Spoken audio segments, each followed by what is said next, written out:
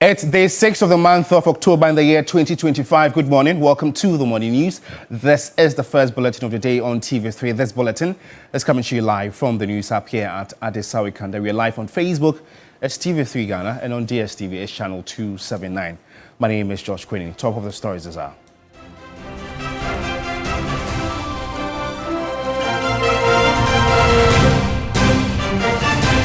New Patriotic Party Ashanti Regional Chairman Bernard Entry-Boesiako, also known as Wontumi, expected in Accra over charges linked to Akonta Mining's alleged involvement in illegal small-scale mining. And Vice President Professor Nana Jino-Bokwadjiman warns teachers against abusing students whilst also condemning attacks against teachers. Also coming up this morning, Agbogbome fear of the Asogli State, Togbe the 14th, urges government to ensure former government officials who looted state assets are held accountable.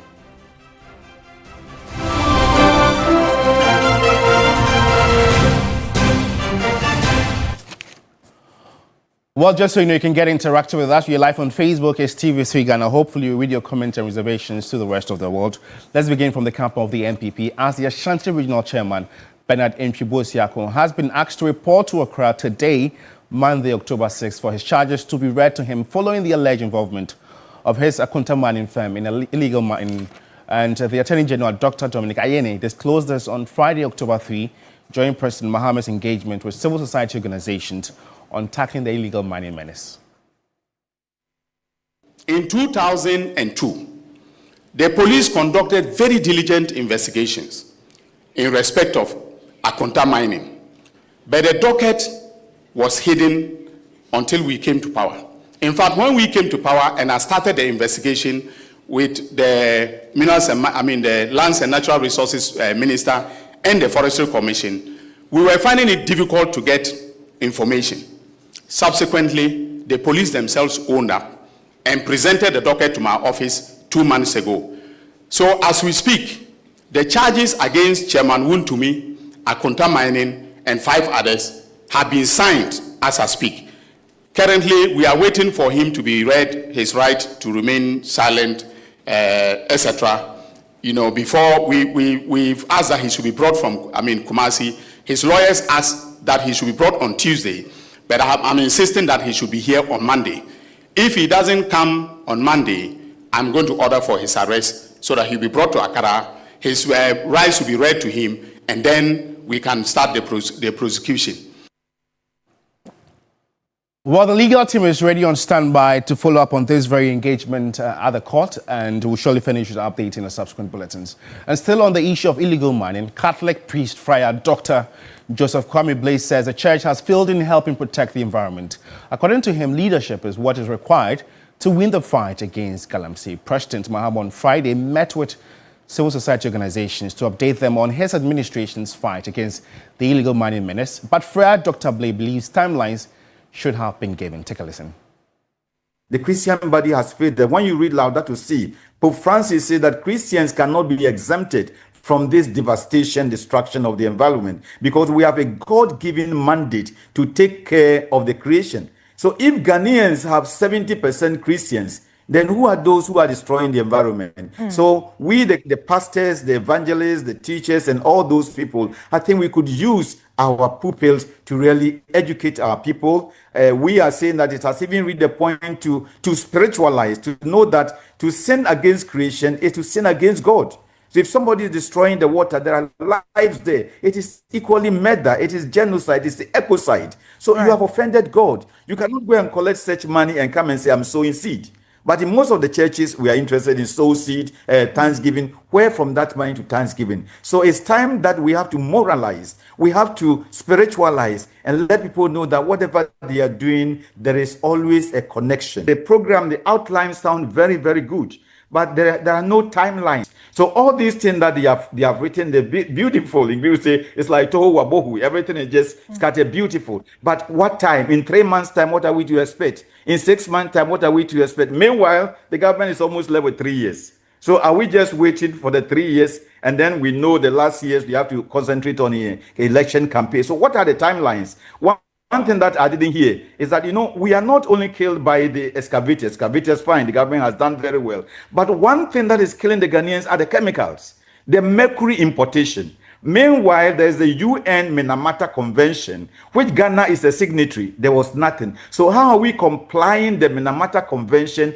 that talks about the limitation of mercury? And in all the documents, in all the presentation by the government and the sector minister, there was no mention of mercury and then the cyanide importation. The goodwill is there, but then where is also the political will, the vim, to really crack the whip? And now the Agbogbomefia of the Asogli State, Togbi Apada, the 14th, has called on government to ensure the recovery of all looted state assets by former government officials. He was speaking during the climax of the 2025 Asogli State Yam Festival celebration in Ho in the Voto region. Recently, we seem to have succeeded in making the beautiful name Ghana almost synonymous with the word corruption. And that is why I like oral, the Operation Recover All Loot.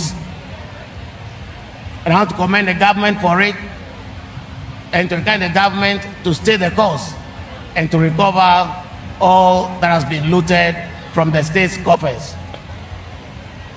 Of course, corruption is not limited to the public sector. It's been a very, very, very pervasive phenomenon across our country. And most entrepreneurs, private businessmen will tell you that their biggest challenge is that of corruption. Everything that we can do to end corruption in our system or to minimize it will all be steps in the right direction. And away from the Voto region, the Vice President, Professor Nana Jinopokwa has lashed out at teachers who violate the right and abuse students. She said government will not hesitate to sanction teachers who abuse the trust given them and disgrace the teaching profession. The Vice President was speaking at the 2025 Ghana Teacher Prize Award in the Voto region in Ho. Support and collaboration, I believe we can do even more. Our education sector still faces some infrastructural and human resource challenges. But even in the face of these, our teachers have continued to improvise what they have. And I want to salute all of you. We know that our teachers need support from all stakeholders. It takes a community to support teachers as they shape our leaders for the future. And this is why reports of indisciplined violence in our schools are worrisome. The Ministry of Education and the leadership of the education services will deal decisively with attacks on our teachers, especially physical assaults. In the same light, leadership cannot ignore those teachers and others in positions of power who abuse our young people. The recent events involving one of our teachers in a management position is a case in point. As teachers, we must always remember that we are placed in a position of trust, protection, and empathy. The power given to us is to facilitate learning. We will not wait to apply sanctions to those who violate this trust. And please, transfers are not punishment, so they should never be used to those who abuse our children, who betray their trust, and those who disgrace our profession. Government has also decided to revive PTAs to encourage broader participation in forming our young learners. The government greatly appreciates the level of collaboration between us and our teacher unions thus far, especially our recent frequent meetings and social dialogue. Well, if you just tuned in, you're watching the Morning News, the first bulletin of the day on TV3. In more news this morning, the Minister of Education, Haruna Idrisu, has emphasized the importance of discipline and integrity in the country's educational system. Speaking at the 2025 Ghana Teacher Prize ceremony in Ho, he urged teachers and students to uphold these values, stating that the future of Ghana lies in the moral strength and professional commitment of its people. That Cabinet has given policy approval for the revision of the Kwame Nkrumah University of Science and Technology. And as soon as Parliament convenes, we will get that out of the way. We are reviewing curricula. I see NACA here, so that integrity will become an essential part of our training. And then to our teachers, I appreciate your admonition to our teachers not to abuse and take advantage of learners. That is unacceptable, and that is punishable, and that will be punished. Director General GES, you are here, you heard his word. No teacher is above the law. And therefore, any teacher found operating below acceptable standards must face the ruthless and highest sanctions of your law. You have the state, the republic backing you as Director General to do so. But to our students, behave. Teachers and your parents are molding your behavior and molding character. The future is yours. The future of Ghana is yours. But be disciplined with hard work, with integrity, the future will remain yours. At least President John Dramani Mahama has given policy approval for the social mobility from Director 1 to Director 2, separation from rank and posts. And accordingly, the President have asked for a committee. You will be invited to appear before the Public Services Commission shortly. So the President is working the policy. I've seen a letter from the Office of the President that I directed to the Director General that the Public Services Commission, the Ghana Education Service, together with you, the unions, you sit and knit through.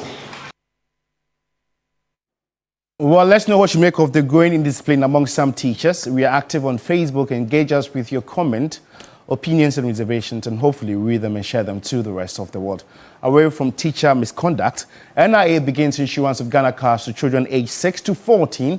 That's today, as 6th October 2025. And we'll be following up accordingly on this very exercise and update you in our subsequent bulletins.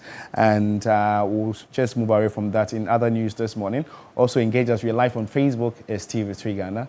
And we'll also be telling you what exactly the NIA wants to do regarding this very exercise. And now, residents of some island communities in the Adan East District say inadequate life jackets poses risk to them whilst crossing the Volta Lake.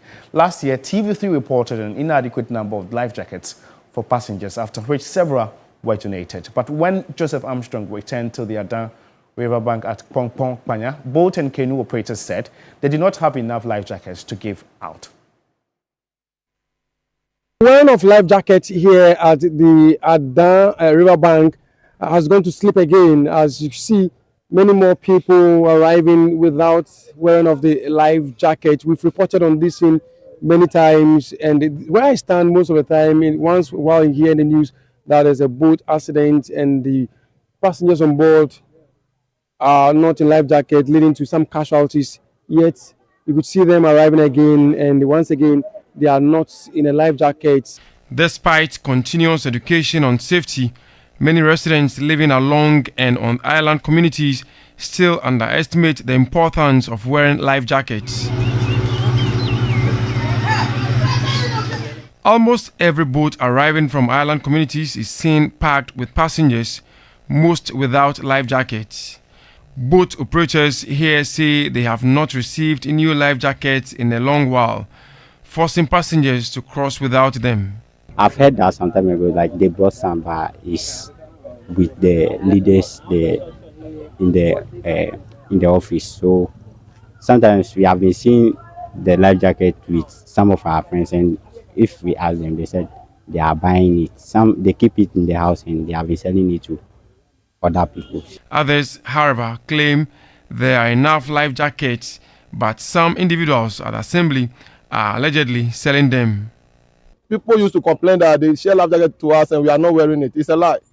The one they give us is only 5. For instance, my boat take like 25 people. I can't use that 5 life jacket for 25 people.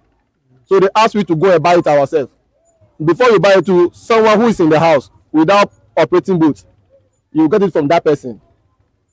And it is very, very expensive. You get one life jacket like 500 cedis, 450, 300 cedis. Hopefully, state authorities will pay more attention to the activities here at the Adan River Bank and ensure that boat riders insist on their passengers wearing life jackets. Joseph Armstrong, Good, TV3, Adan. And now let's go back to our earlier story. And then the NIA is pleased to announce that from today, it will commence the issuance of the collection of Ghana cards for Ghanaians aged 6 to 14 years who have already registered. The issuance will take place at the designated registration point, specifically the schools where the children were originally registered, beginning with 56 districts nationwide, with the remaining districts scheduled to follow in the coming days. To complete the process, each child or applicant must be physically present. Parents and legal guardians are required to accompany their children and present the Form A or receipt issued on the day of registration. So the list of the districts have been, spelled out. For instance, in Greater Accra region, there's a Shaman, there's Ga Central, there's Ga South, there's Ga West, and there's Koleklote. In the Volta region, there's Hohoi, there's Keta, there's Kpando, and there's South Day. And in the northern region, there's Saboba, there's Zabzugu Tatale, and there's KJB, also in the OT region. And if you go to the Upper West region, there's Jirapa Municipal Assembly, Nadoli Kalio District. And if you go to the Central region, there's Ejumakwe Nyanesiam, Asin Central, Asin South, Efutu Municipal, and Gomwa West. So the NIA says with all the backlogs of unprinted Ghana cards now cleared, the NIA assures the public of its readiness to deliver a smooth and efficient exercise. Further details regarding the resumption of new registrations for Ghanaians aged 6 to 14 years at the district will be communicated to the public in due course. Just so you know, if you're a first timer in the acquisition of a Ghana card at any of the districts, you are not supposed to pay anything. But if it's for, premium service, that's when you're supposed to pay some 306 Ghana cedis. And so just be informed accordingly. And now, the United Nations Children's Fund, UNICEF, in partnership with the African Union Commission, AUC, and the government of Benin, has launched the first Foods Africa initiative. And this initiative is aimed at tackling child food poverty and malnutrition. Approximately 181 million children under the age of 5 experience severe child food poverty, with about 57 million of them residing in sub-Saharan Africa. These children lack essential nutrients required for healthy growth and development, leading to persistent undernutrition, stunting, and wasting. The First Foods Africa initiative focuses on 3 strategic pillars: incentivizing local production, strengthening policy environments, and stimulating consumption. Emphasis was placed on the fact that nutrition is a right for every child, regardless of their geographic or economic background. The UNICEF Director of Nutrition, Joan Matjad, described the initiative as a transformative moment for Africa's children. Children were missing a lot of nutrient-dense foods in their diets. Most of them were consuming breast milk, which is a wonderful development. But really, in terms of the variety, those who were consuming vitamin A-rich foods, fruits and vegetables, pulses and nuts was very low.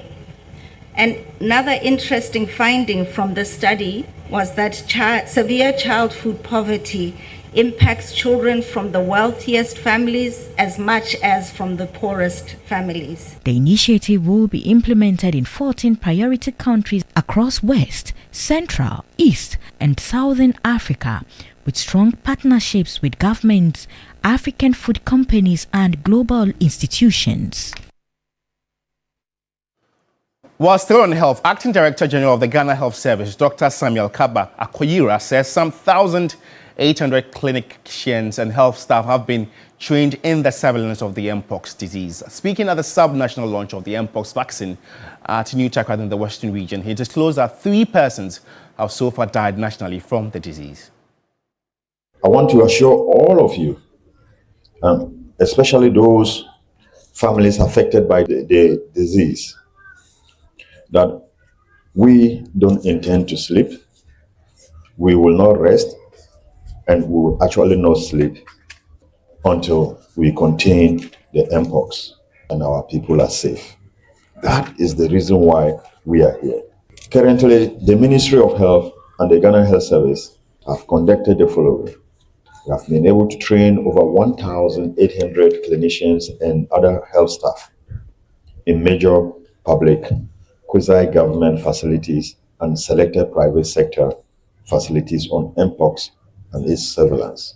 We have effectively tested samples at designated laboratories for Mpox and efficiently managed all the cases. And we shall keep our campaign of awareness and prevention across the entire country. Well, before we part company, the Ghana AIDS Commission, in collaboration with UNAIDS and key partners, has successfully launched the National HIV Response Sustainability Roadmap Part A. The strategic document represents a bold shift towards a nationally owned HIV response, fully aligned with global best practices and integrated into Ghana's broader health and development agenda. Key objectives of the roadmap is to strengthen country ownership, domestic resource mobilization, and health system strengthening. The Ghana AIDS Commission has been exploring sustainable financing options to support the national HIV response. The Commission is also leveraging private sector involvement in HIV financing to ensure long-term sustainability of care and support services. By launching the National HIV Response Sustainability Roadmap Part A, Ghana is taking significant steps towards achieving its HIV targets and ensuring a sustainable response to the epidemic. The biggest challenge was what? Political will and the financing system. Once the political will is there, the financing system, there are various ways you can get around it. Now, a greater part of that is that the clinical care of HIV management is being integrated in the NHIA. Ghana AIDS Commission has had several meetings with the NHIA, and we are now working on the actuals of engaging that whole clinical aspect into the NHIA. Once that is done, then the other aspect is the chronic care aspect, the human rights, the prevention issue. Then we can do in a greater way. The Minister for Gender, Children and Social Protection, Dr. Agnes Namomolati, said the roadmap is a clear signal that the government is taking full responsibility for financing and sustaining HIV programs. We need to look at the issue of sustainability seriously, especially sustainable financing of our health sector, especially HIV/AIDS in Ghana. It's not just about us going out there, having the other sources of funding available to work on AIDS or HIV programs. It is about us looking within and then mobilizing nationally to ensure that whatever comes from outside will be an add-on. According to UNAIDS, an estimated 354,000 people in Ghana are living with HIV with prevalence at 1.66%. More than 15,000 people were infected in 2024. New infections are highest among young women aged 15 to 24. A trend that underscores the need for stronger prevention and sustained government-led action. Well, on that health note, we end the morning news. For more news updates, you'd want to log on to our website. It's 3news.com. Alternatively, you can join the team at 12 on News Central with Kemini and Marina Egbeta. Thanks for watching. In a world where you can be anything, just be kind. It costs nothing to be kind. Good morning.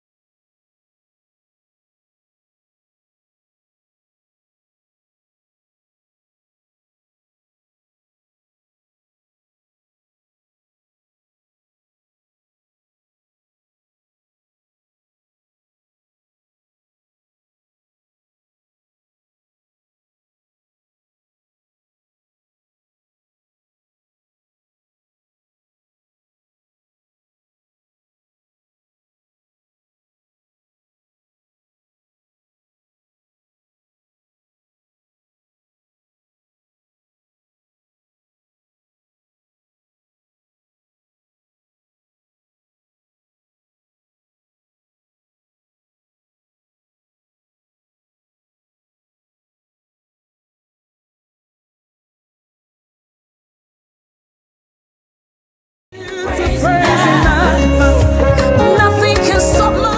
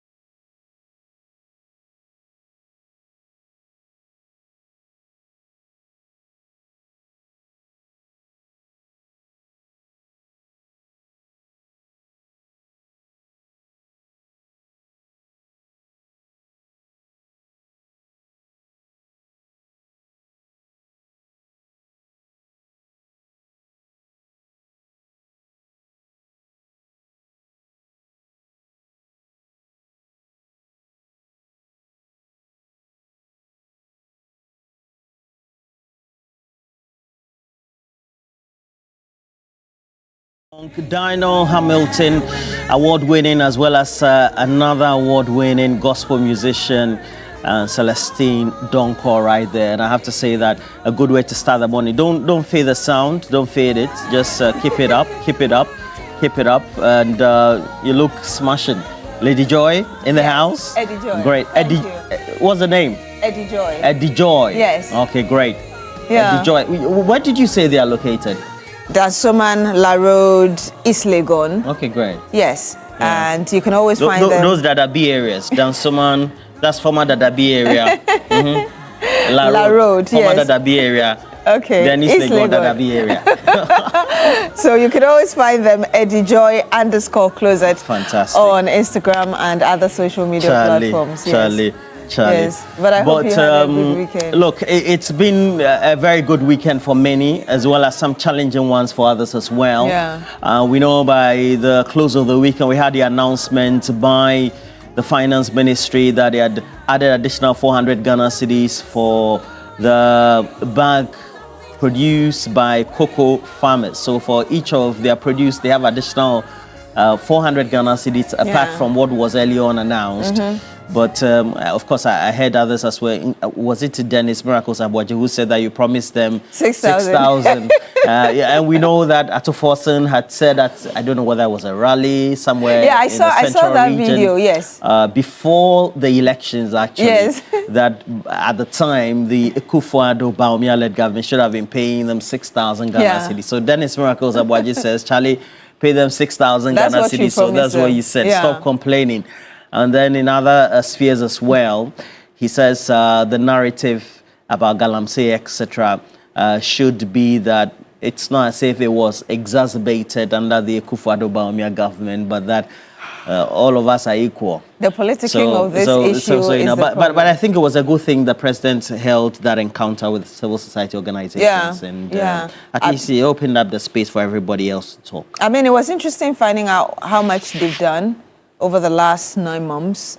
I think that was one of the areas that the government perhaps wanted to present, that we are not just sleeping, we're doing ABCD, and the team that has also been set up promising to be ruthless when it gets to those forest areas, and the fact that now excavators are going to be registered by DVLA, and so if you promised you're going to use it for quarry business and the excavators find themselves in mining areas, then you'll be held accountable for it. So let's see how they're able to deal with that. And well, the president did promise that it's not going to be a one-off encounter. It's going to be, it's going to continue. So hopefully we're able to find an end to this menace, really. Well, certainly. Well, hopefully we'll get an end in sight to this. For me, I think it's purely because duty bearers, whether the government of the day, the Minerals Commission, as well as the other parastatals or security agencies have failed to do their work. That's exactly what it is. You're supposed to mine sustainably. Yeah, that's exactly what it is. There are some who have licenses for concessions and are mining illegally. And you know, as this thing is happening, they are even more problematic. Yeah, last week, you know, some people died. I think about 3 or so people died. Oh, in a pit? In a pit. Oh, those ones have been happening all the time. Whilst they try to rescue the rest, but, well, people are unfazed. Amen. Amen. For all the things we have to talk about, we have this morning segment. And yesterday was World Teachers' Day. Remarkably, one of the best times to be able to celebrate who our teachers are. And we tend to have some lecturers who tend to come into the studio. One of them will be in the studio today. But, you know, we cannot be where we are today in this world if we don't have teachers, whether they are tech geeks or all the inventors we have, etc. They were taught by somebody. Yeah. You know? And certainly, World Teachers Day just gives us the memory as well as the realization that teachers are very important. Indeed. In our country, though, most of them just don't get well remunerated or well paid, like us journalists as well. We're not well paid. But that said, they also get to sacrifice in some of the most deplorable areas and teach in some of the most deplorable conditions. Yeah. And I think that's what sets them apart from many others, including the nurses, etc. They all just don't operate in good conditions. It's really my desire that moving forward, really, we'll be able to provide them incentives going to these areas. I think it's something that they've mentioned or talked about over and again, like you did mention, the nurses. We should be able to deal with that problem. Well, certainly. As much as I'll say it's not a crime to be a journalist, it's also not a crime to be a teacher or a nurse, etc. And so for World Teachers Day, for our conversation this morning, on This Morning segment, we're asking you the question, what do you make of the condition, whether it's, well, their livelihoods, the way they are paid, the environment they work in, etc., of teachers? Do you think Ghana as a country, we are rewarding our teachers enough? And then you can add who perhaps has been your most memorable teacher, or the best memory you can have of a teacher in your life. That would be good as well. And then we'll have some big issues this morning. We want to assess the John Mahama Nana Genopoku government, their economic management so far. Atuforsen seems to be doing some good work. We've had depreciation of the cedi from 10 to about 12, 13 now. So what do you make of it? But inflation just announced the last week is now in the single digits, just under 10. And so it means that the percentage rate at which prices are increasing seem to be very low. So that's a good thing as well. And so we'll talk about that. We'll talk about the cocoa prices as well. So we'll have some great people in the studio. Yeah. You know what I love about this year's theme for the World Teachers Day that we are throwing to our viewers this morning, recasting teaching as a collaborative profession. And the fact that since last week we've been talking about the sexual harassment of girls or children in our schools, and the other people talking about, I don't know how you said that, other people talking about the fact that we shouldn't leave children to teachers alone. Parents and the society must also take responsibility. So I love that bit about collaborative, theme regarding this year's Teachers' Day. And hopefully we're able to bring in the policies that we need to ensure that as teachers are playing their role, the parents and society as well, we are upping our game in ensuring that we are forming the kind of children we need for our future. Well, certainly. In other countries, they are teaching children good AI skills, etc., how to trade with stocks, currency, cryptocurrency and forex and all that. When you go on TikTok, children are learning routine dances to songs. So if you're not a good dancer, they said that's the talent. I saw one video like that. I think it's very wrong, but that's my opinion as a parent. So what do you make? What's your most memorable story about your teacher, if you can name that teacher as well? And then you also have to tell her, do you think that Ghana, we are rewarding our teachers based on the environment in which they teach, etc.? But we have cash out, don't we? Yes, we do. Remember, it's always *439#, 1K to every person. So we're giving out 10,000 Ghana cedis, right? Yes, to 10 people. Yes, so every person has 1,000. And if you've been watching us, the last time, Roland gave you this formula. You have to vote about, is it 30 times? You have to stick about 30 times. For the number of tickets, 30 plus. Yes, stick about 30 plus times so that your number can appear easily, and it's an easy win. I mean, undisputed. You're able to step out and get your 1,000 Ghana cedis. So remember, *439#. Follow the prompt and pick your favorite platform. And of course, your favorite platform is right here on TV3. You can see on your screens, that's number 2. So it's the beginning of the week. You don't want to take advantage of getting 1,000 cedis for free. So just stake more and get your 1,000 Ghana cedis. Well, okay, so that said, we have to bring you this morning's segment. Let's say good morning to you, Chairman Godwin Tamaklo, the RATE Group Chief Executive Chairman Prosper as well, Dr. Salih for Combat, and to everyone else. It's been a while. I've heard from Randa Shao, James as well, and the rest of the family. Dr. Juliet Yayera Tenge with the Ghana Military Academy, as well as all the hosts of others, including Justice Senyo Jamasi and Jamafa and the rest of all the good people who tend to give us good feedback. But this morning's segment about teachers up next.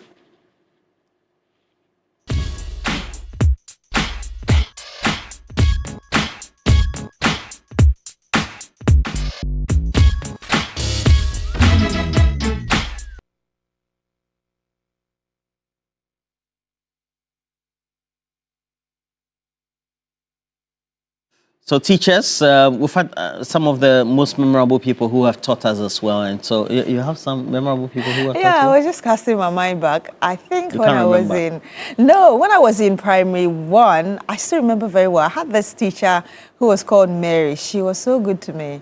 And she was such a good teacher. Well, that's what I remember. And then when I was in junior high school, I confess that my teachers realized I didn't speak Ga.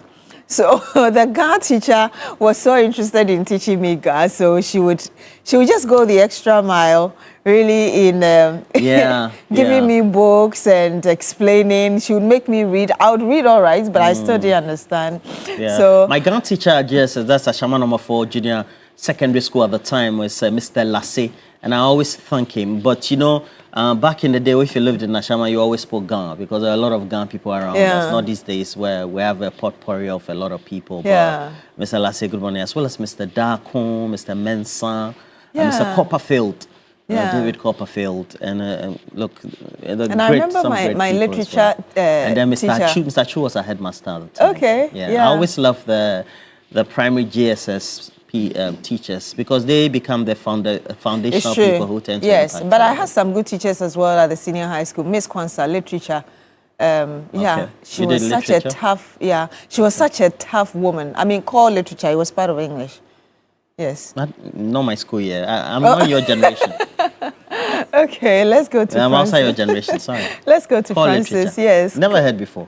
Okay. Good morning to you, Francis. It was always an elective. Okay. Yeah. Hi, Francis. Good morning. Thank you so much for joining us on this segment on New Day. Thank you for calling us. Okay. So this one is calling from Kaswa. Actually, I'm a teacher by profession. Okay. Hello. Yes, please. Tell us your own experience. Yes. Yes. The most, I don't know how to call it. The only work that you do in Ghana that even on your pension, you go begging, and nobody knows about it, is teaching job. It's a job that if you get it, it's one of the most dangerous jobs doing in Ghana. Elsewhere is good. I'm a teacher by profession myself. I completed training quality and got posted. But at the point, I just have to walk out of the classroom and be doing this delivery with motorbike before I was able to, for me to be able to survive. If you are from a very poor background, teaching is not the work you should do. It's good for people who are from a rich home that they don't actually have problem. There are things that support them financially. Then you can do that work and then as a charity job. But if that's what you and your family depends on, your brothers will look up to you and all that, then you cannot even survive. My headmaster went to pension with 6,000 Ghana cedis with no child because they fear that things will be better, things will be better, things will be better. And I just take a clear out of it. So the teaching job, there are a lot of teachers who want to stop this job, but they don't have the courage. But wait, did you say that a mentor of yours did not give birth because my first headmaster was teach over 30 years, went to pension, and you are giving 6,000 Ghana cedis by its need. Yeah, I do understand that part. I'm talking to you now. His first child is just completed GHS, a man on a pension. Why? But that's a personal decision he has to make to give birth early or late, right? See, Mr. Roland, the work is bad. The work they give us is very bad, especially we those who were teaching the hinterlands. I use all my salary in buying petrol and feeding the children. So at the point I have to walk out of the classroom. And government doesn't care. They don't care about you. So those are what they organize and give. Look at the schools that were they were people who were getting the award. How many of them were coming from the Passat, the Enclave, those areas, the Northern Belt, those villages? How many teachers? Those in the cocoa farms. Who sees them? They put you there, they dump you. Nobody cares about you. Then they will come and pick people from around the neighborhood and award them. That they are encouraging you. It's a scam. I know you're talking about the difficulties, but in the midst of that, is there anything that you're proud of as a teacher? Mr. Roland, and then Madam Judith also, never allow Madam any of your children or relatives you can help them to do something better to go into teaching field. It's the worst job you can ever do in this country. I'm talking to you as a teacher. As I'm talking, I master courage and work out. And I was doing I use motor to do delivery. Well, thank you. I had some few accidents, and as I'm talking to you now, I'm really looking for car work and pay to move from the motorbike to car because of the risk involved, even though I've schooled. Thank you so much, Francis. Let's call a spade a spade. It's a very bad job to be in Ghana. Right. Especially if you are from a poor home. Right. Thank you so much, Francis, calling us from Kaswa for sharing your views. Thank you, with Francis. us. Yes. And this is shared by many other related people. Yeah. So I have this one coming from Oseyeji from Kide, who says that I've been a teacher for 26 years, and I can tell you that I am now trying to put up a one-bedroom house. And even then, I'm just at the foundation level. Since I started this structure 5 years ago, I haven't been able to make ends meet. I try to talk to my other colleagues in the bigger cities. They tell me they do extra classes, but these days, nobody even does extra classes anymore. Many of our colleagues who are in the private schools even earn better than some of us in terms of the incentives, among many others. Teachers just really are not cared for by this country. It's sad being a teacher, he said. Yes. Let's go to, yes, we have another caller on the line. Good morning to you, sir. Thank you so much for... This teaching job, you can see the way everybody is lamenting with it. Yes, sir. Please tell us your name. We can already hear you and where you're calling us from. My name is Foster Edem, calling from Akachi, Volta region. Yes, sir. Please go ahead. Yes. I can say this teaching job itself, yourself, you can see the way everybody is complaining about it. That tells you that, yeah, there's nothing in it. There's nothing in it. So whenever you phone in to talk about this teaching jobs, you will see everybody complaining bitterly, meaning that thing is not good. It's not helping. If you are a teacher, there is no motivation for you to be proud of the job and so on. So I think one caller said that the government doesn't care. It's true. It's true. Let's look at this. And in fact, the teaching job itself, some of us are tired. If we see some of our seniors, the way they are retiring and so on, it's very bad. A whole director retired without building a house and so on. He has to retire before fighting for cement and so on. They should do something. Other workers, if you see their payslip, it's very rich with allowances. Teachers, how many allowances do we have on our payslip? We can't be proud of anything. No. Wow. Thank you very much for calling us from our Kache in the Volta region. Roland, you were reading some messages to us earlier. Well, I have a couple of messages. This one is coming from Randa Shao. Good morning to you. And says that, look, the livelihood of our teachers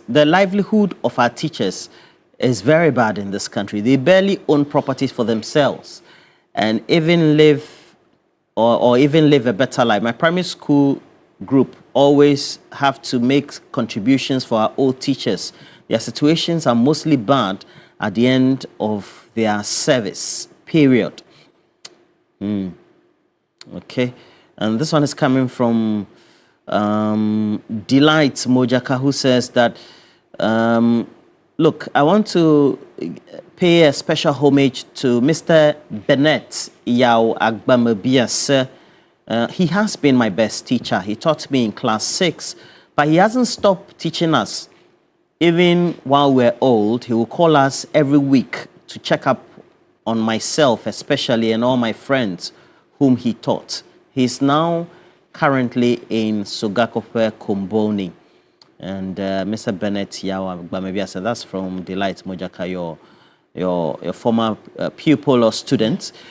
This one, let me say good morning to a friend of mine who himself is a teacher. That's Nyasa, and that's Xavier Nyanyovo. Wishing you all the best for the day. He says that teaching is a profession which creates all the other professions. And I'm a proud teacher. But our state should be improved. Without us, the backbone of the country is just not right. There are teachers who become MPs, politicians, thinking that they will advocate for better emolument and better conditions of service and teaching environment for their former colleagues. But they join the political fray, do all the talk, and when they are in office, do nothing regarding the policy. That's a good morning to you. Yes, we have another caller calling us. Hello, good morning to you, sir. Tell us where you're calling us from and your name. Yeah, thank you so much. I'm Saeed from the Northern region. Yes, sir. Saeed, please go ahead. From the Northern region. I hope you're well. Tell us what's on your mind today. Yeah, I am a associate teacher. And I think what my colleagues are saying is partly true, but I don't agree to all what that they are saying. The thing is, the salary is not that good, but then it's not only teachers who are facing this problem. Our colleagues from the other sector talk of the nurses, and then those are the higher ranks. It's only those who work at some other sectors that enjoy more benefits, like more allowances, that can say their job is somehow better. But anyone who is just working at the public sector and then is just at the classroom or the nurses or police, military, all of them, they are suffering. The thing is just that most of them have time to do other jobs. You can't survive on salary. That's one thing I always tell myself. If you are taking salary alone, you cannot survive for it. So it's not only teachers. When people make you look at this teaching is so bad that, like, when you are doing it, you can't even save one Ghana cedi. I bet just find something doing, and no one survives alone on this salary. That's what I always have. And I respect my teaching so much, and then I find ways to do other things to make money. But surviving on teaching alone, to take care of family, and then other things. You will not survive. Just forget it. And it's not only teaching. You can be a nurse, you can be a police officer, military, everything. You will not survive. You can ask yourself, you those who are there, I know you are taking somehow better salaries, but you also, you are not comfortable with it. And if you get better jobs, you leave it and go. Or am I lying? Yeah, so that's it. Everybody So wants a better life, so that's understood. So that's what I will say. Find something to you and do your teaching. Thank you so much. What's your name? Said. Said. Yes. Said, thank you Yes, yes. for being a ray of hope, because everything sounded so gloomy. Yes, right? yes. Well, And I love the fact that, of all the callers, he said that he's very proud of what he's doing. yeah, He's just finding other ways. It's all about being optimistic in life, right? Yeah. Okay, let's see how it goes. Good morning to Chairman Riches William Kokoti. Wishing you all the best for the day. And, let me read this one from Sherry Giovanni. Sherry Giovanni is a teacher. Sammy, good morning to you. He says, we say all professionals can boast, but a teacher taught them all. Welfare of teachers. So he captions it. As a professionally trained teacher myself, I want to acknowledge some incredible teachers in my life. Anthony Achu Hajide, father of Pius Hajide. He was our NIA headmaster at the former deputy information minister as well as yes. National. That's Pius. Yes. Pius. Yes. And then he was our headmaster at the basic school in my father's house basic school complex, Abo. And then also Miss Agbuja Margaret, Miss Miriam Oga, and Isaac Indomie. God bless all of them. That's Sherry Giovanni. I've loved this message from Sherry Giovanni as well. And then, okay, we have somebody. Yes, we have Mawina joining us. Good morning to you, Mawina. Thank you so much Good for joining morning. us. Tell us where you're calling us from and what you've got to tell us. Okay, Madam, I'm calling from Uchi region. Yes, sir. And God bless you for the good work you are doing for us. And a very good morning to Mr. Roland for the good work he's also doing for us.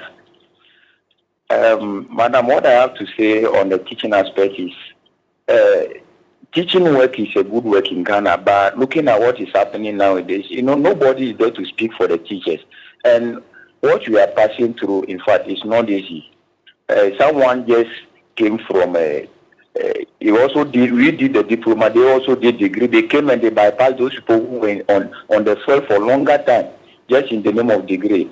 And in fact, it is worrying. The salary we are taking is meager. Looking at the family, before you take off this one, give this one to the family, the salary is gone. So the government should do something for us. We are pleading. Other than that, the heart we have for teaching the kids, the heart will not be there. So when they serve us better, at least we also do them good thing. That's why we are doing our best, but they should also help us to do more than we are doing. Thank you very much. Thank you so much for calling us from the OT region this morning and for sharing your views with us. Roland? Well, so we have a couple of messages, and this one is coming from, so this one is coming from Mejina. Mejina Kwesi has this message for us, and Mejina hasn't been able to get through this morning, and so has sent us this message. So I'll read it. It's quite long, Mejina. I'm not too sure I can read everything, but I'll try. I want to share my thoughts on how teachers in Ghana, especially those working in rural areas, are being treated. Honestly, teachers in rural communities are not well taken care of. Many of them live and work under very difficult conditions. Some no electricity, no clean water, poor accommodation, and in some cases, no proper classrooms or teaching materials. Yet, these are the people helping to educate our children as a country in the most deprived parts of Ghana. And then this one is coming from lawyer Sergio Leonard, who is my friend. Good morning to you and your wife, Jifa, as well. He graduated from a training college. So he said, I graduated from a teacher training college 25 years ago. I'm proud to have trained and worked as a teacher. However, the plight of the teacher is not good. I won't say more. He's a legal practitioner now, but initially. And Charles, how are you? It's been a while. And so I have I think as a country, we need to be serious. I share the pains of these teachers. As a nation, we don't treat them well at all. When you look at their salaries and allowances, you will cry for them. A teacher will have to school for all these years for him to receive just little money as salary, and it's not the best. My best regards to all teachers. Yes, let's speak to Irene Sam. She is Deputy Public Relations Officer at the National Council of Parent Teacher Association. Good morning to you, ma'am. Thank you so much for joining us. Hello. Hello, good morning. Yes, thank you so much for joining us this morning. Let me first get your thought, from where you sit, your thought on World Teachers Day and really what this means for your association, for instance. Thank you. A good morning to your sharing listeners. And then I'm also grateful for having me here this morning. I also bring you greetings from our national president, to all our gallant teachers. And today we also join forces with the world to wish all our teachers a happy Teachers' Day. We understand and appreciate their contributions as far as education delivery is concerned, and also talking about character formation development of our children all over. So we appreciate the work that they have done for us so far. And as a council over the years, we have collaborated well with our teachers. So they are the key in the PTA that we have. We see them as key stakeholders in education, and we see them as collaborators.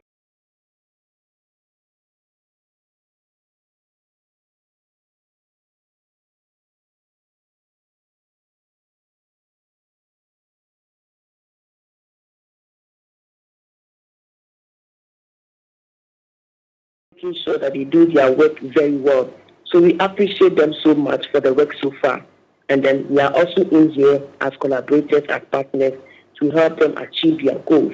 But over the years, having collaborated with them, having appreciated their work so far, we also see their challenges that they have gone through over these years, particularly talking about the classroom space, whereby they don't have enough resources to teach, and also looking at the large numbers in the various classes they have to manage, looking at their living conditions, particularly accommodation, has been an issue for all teachers all over. Where to lay down their heads has become so challenging, particularly for house staff who are needed on the compound 24/7 to make sure that our wards are safe all over. You know, most of them don't even have a place to lay down their head. They have to live outside the school premises. It becomes a challenge to them. When they have to send somebody to the hospital, it's so a challenge. So in talking about their living conditions, accommodation plays a very, very major role in it. And apart from that, look at their salary levels also, allowances and everything. Their healthcare needs is also a challenge to many of the teachers that we have worked with all over these years. So today, we are all saying that there is a need for us to look at the work of the teacher. You know, most people, we all have this, adage that all professionals can boast, but the teacher taught them all. It is true. And then we also know that in times past, we used to say that teachers' reward is in heaven. Right now, it is right there here on earth. And even we as a council, we have also tried to, put out some staff bungalows for our house staff just to contribute to this kind of, accommodation deficit that they are encountering. So all over, we have a lot of issues that we need to come to terms and also help them come out of them. Your submission tells me that your association is collaborating well indeed with teachers. Recently, we've had to talk about the unfortunate side of it, where a number of teachers have been reported to have allegedly abused children sexually. You're with an association of parents as well. How have those reports shaped your perception about the kind of collaboration that you're supposed to be having with the teachers? Well, it has really dent or marred that relationship that we have with our teachers, because in my earlier submissions, apart from they being teachers in the various schools, we also see them as parents to our wards in the various schools, because we as parents don't teach them.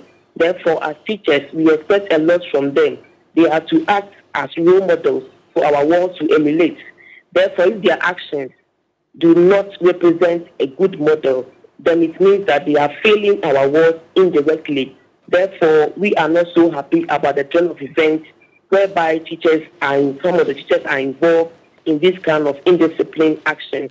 Therefore, we are all calling for the teachers to also know their role that they need to play. They also go by a code of conduct as how they have to behave in the school and the environment.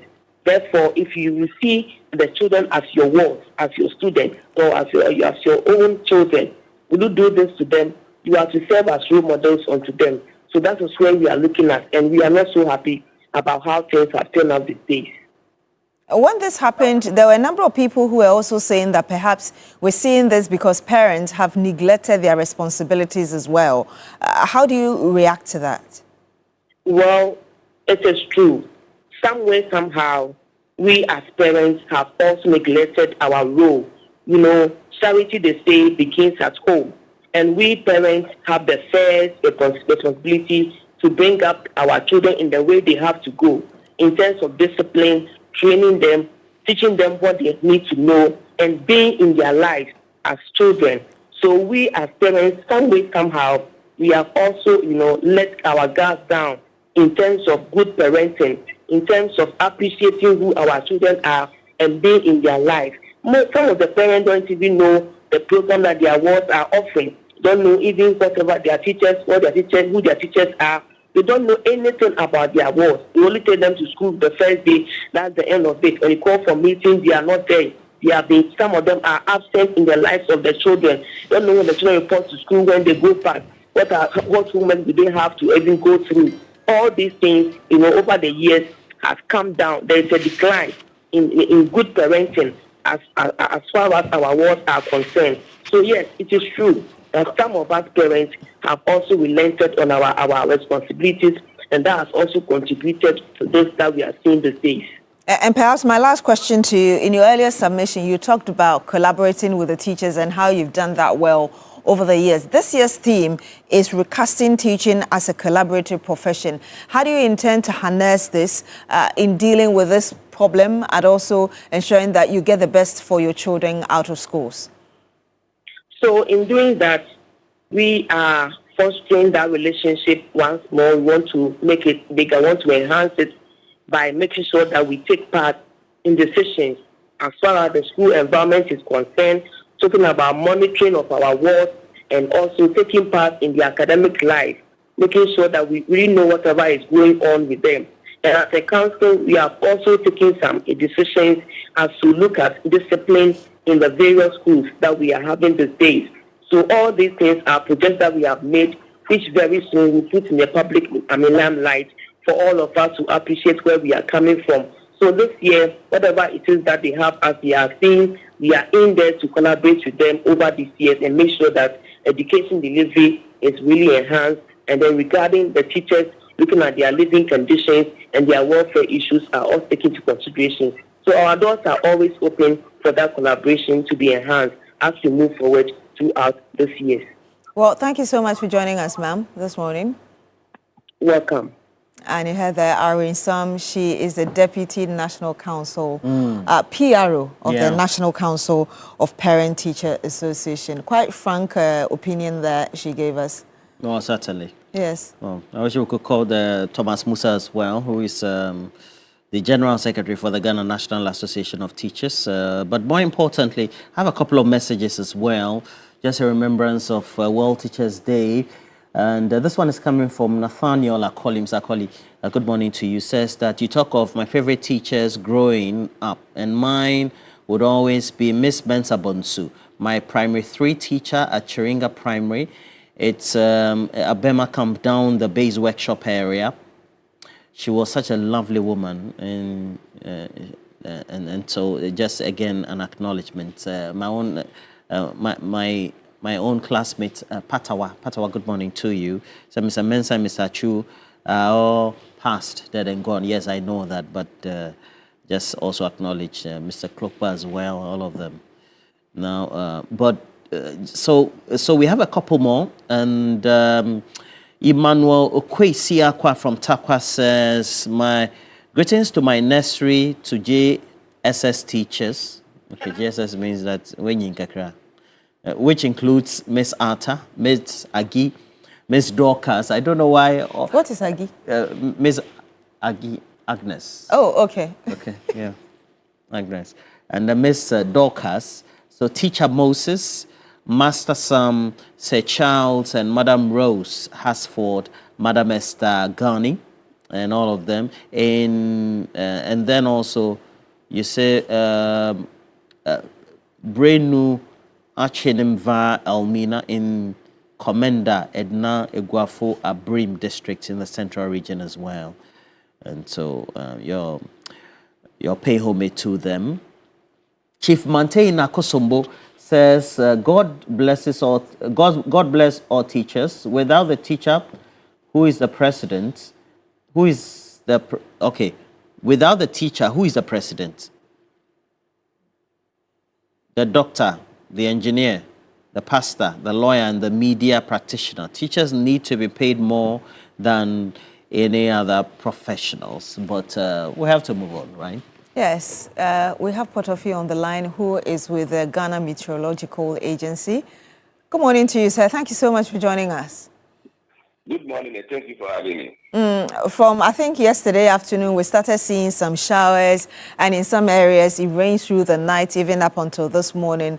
Just tell us what your overview is and what we should be expecting in the day. Very well, thank you very much. And I think for the coastal and the middle belt of the country, we are in our minor rainy season. So we should be expecting more of this after the first week in November. That will get out of the hood. So the coastal, the forested areas like Kofodria, Odumase, Konongo, Yonki, and Itevarons, Sunyani, and Co should brace themselves for some showers in the late afternoon.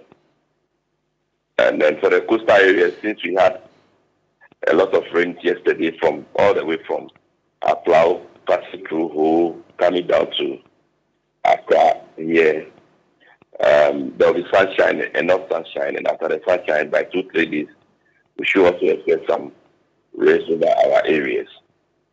So people should not panic because it is usual because we are in a minor rainy season. For the northern sectors, yes, they also. Yeah. Okay, minor rainy season, you say. Your line is not stable, but what you're essentially saying is that aside from our umbrellas, everything is okay. We shouldn't be bothered about what's going on. Very well, very well. Okay. Well, thank you very much. Thank you very much, Mr. Potofi, Joseph Tete Potofi, for joining us. No cause for alarm because we are in a minor rainy season, and Mr. Tete Potofi is with the Ghana Meteorological Agency. Roland.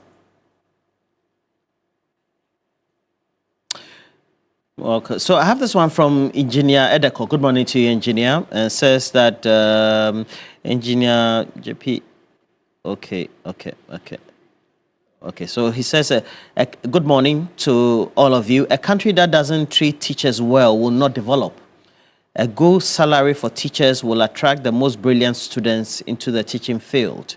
When the most brilliant become teachers, you can imagine the multiplying effect on national development. And then I dare add the churning out of talent, etc.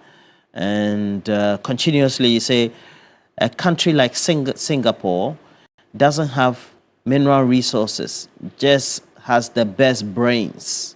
And they use those brains, being taught by good, brainy teachers, to develop their country to be one of the most developed and richest countries in the world.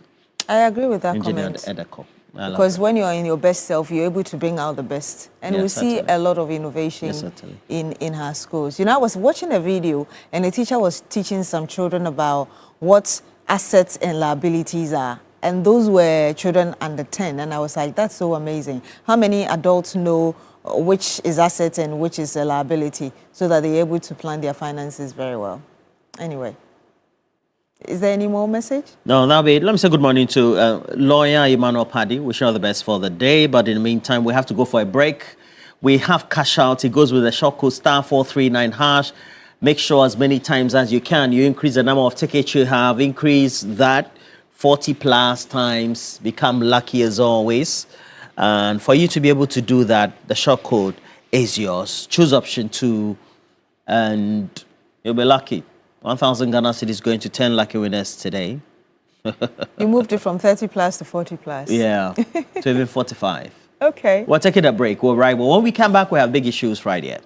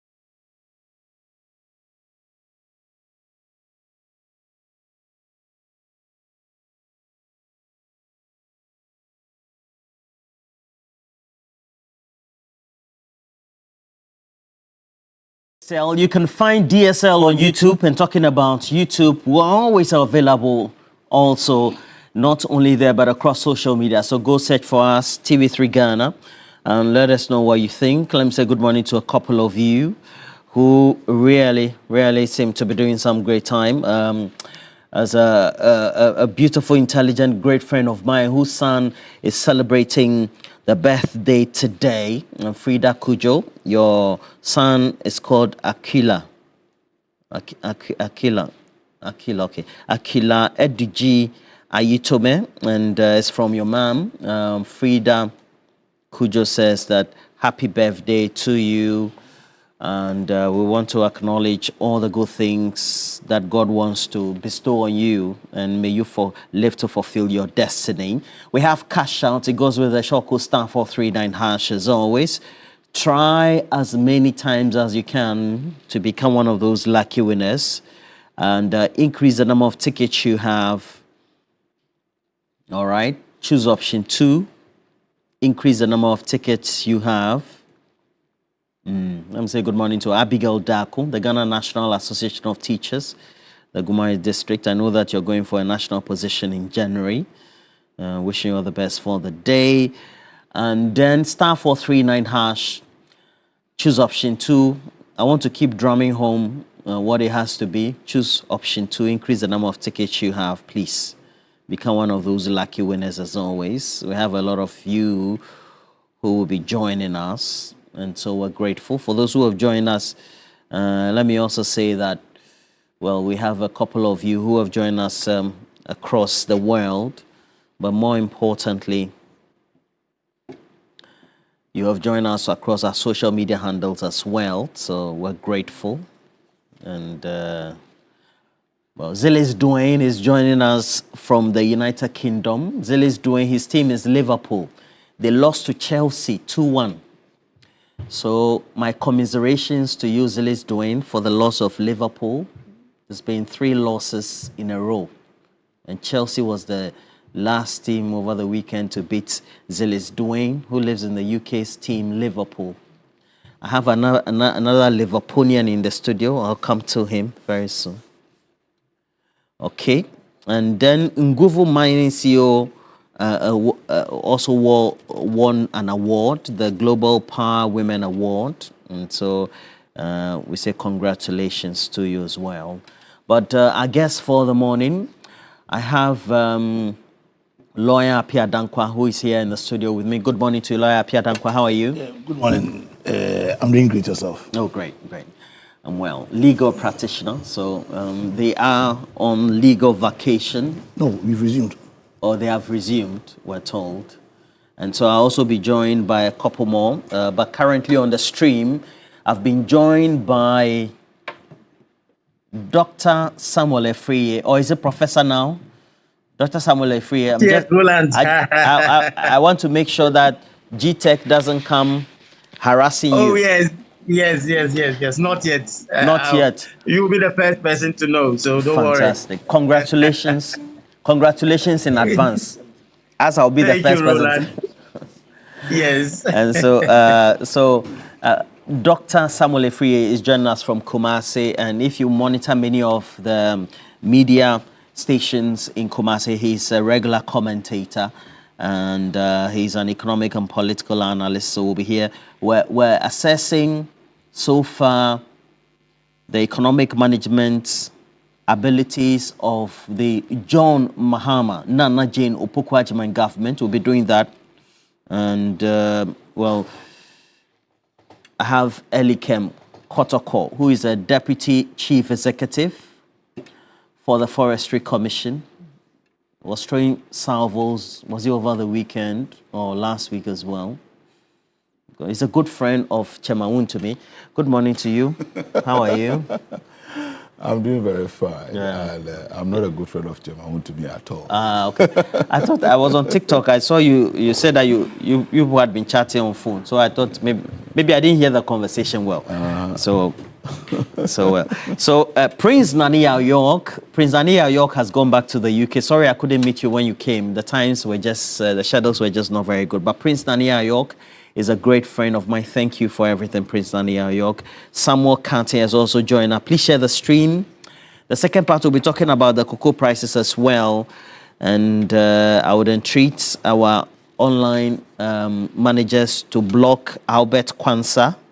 They are giving us spam messages. So block the name Albert Kwanzaa. Samuel Dodu sending us spam messages on our stream. So Albert Kwanzaa is a name there. Block that name, Albert Kwanzaa. Block Samuel Dodu. They are sending spam messages on our stream. We dislike that, please. So Albert Kwanzaa, Samuel Dodu, go search for them, block them. TV3 Ghana. Go make sure you do that. Prince Daniel and the rest. Please share the stream. Let's have some great conversations. But so far, just last week, we were told that we now have as a country our rate of inflation, percentage rate of inflation, just in excess of a little over 9%. So we're still under. We've entered into a single-digit inflationary trend, so to speak. But of course, the CD has inched up a bit from the 10 under 11, Ghana CD to $1. We're now inching close to 13. So we should be worried, or should not we be worried about that? So we'll be taking a look at that. And Dr. Tutu Boahen has joined us. Dr. Tutu Boahen, good morning to you as well. Great man. And he's also a researcher. For many of you who don't know, we'll tell you about his political research outcomes sometime when we have the time. But we're here to talk about the economy and all that. Good morning. Good morning, Papa Ro. Great to have you once again. Please share the stream. I've seen Abu Gebela Razak Idrisu. Please share the stream. Let's have Royal Majesty. I've seen you as well. Please share the stream. Let's have some great conversations this morning. Let's see what's going to be. Sorry. I've been now recovering from a cold. Yao Febri, I've seen you as well. Senor, I've seen you. Evans Asamoah. And then Derek Damien. I see you as well. Now, Fita Kimani Nimani and the rest of you as well. But Professor Samuel Friye. Sorry. Doctor. Yes. Dr. Samuel Friye. Please. Yes. My apologies. I withdraw the professorship title I just gave you. Please. Yes, my apologies. For security reasons. GTech is always watching. We don't want trouble. Exactly. Now, if you have to describe, just in a sentence, how the government has managed the economy since January 7th, they were inaugurated into office, what will be your sentence description, so to speak, before you go into a thorough assessment, so to speak? Okay. Thank you very much. And also greetings to Dr. Tutu and co-panelists, also to your viewers. What I would say is that the economy has been recovered from the intensive war, and now we are in the stage that the economy is recovered.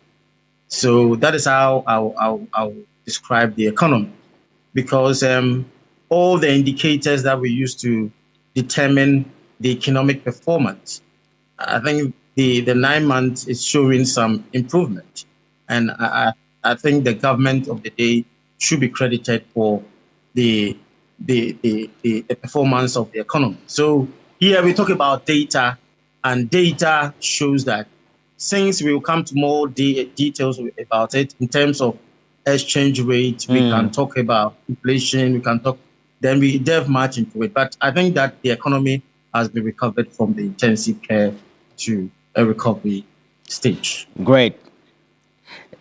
Intensive care to now recovery stage. So we're in a recovery stage, right? And, exactly. Okay. Elikem, what will be your description so far? Just one sentence before I come in and ask the substantives. In a sentence. President Mohamed stellar performance in 9 months. President Mohamed stellar performance in 9 months. Okay. What would it be for you? Just one sentence. Stability. Stability. Yeah. I see. What about you? One sentence. Economic prudence. Economic prudence. All right. But Elikem, would you say all has been rosy? if we have to do a historical recall, what has been the lows for which the highs could be celebrated, so to speak? I think governance itself, thank you, it's no joke, but it requires decisive leaders and leadership that also knows what to assemble to constitute that government. And I must say that President Mahama, with hindsight and from the experience of having been a former president, sat back for 8 years to witness the rot that you and I were privy to, became best placed as president now to do things right and even improve on those that he felt when he was president the first time he didn't do much on.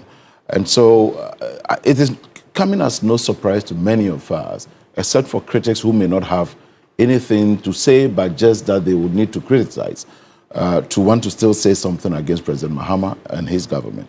Right from day one, he's been walking the talk, and he's making sure that he's not only delivering on the deliverables or meeting the expectations of Ghanaians, but delivering according to what is contained in the blueprint of the National Democratic Congress campaign booklet, the manifesto.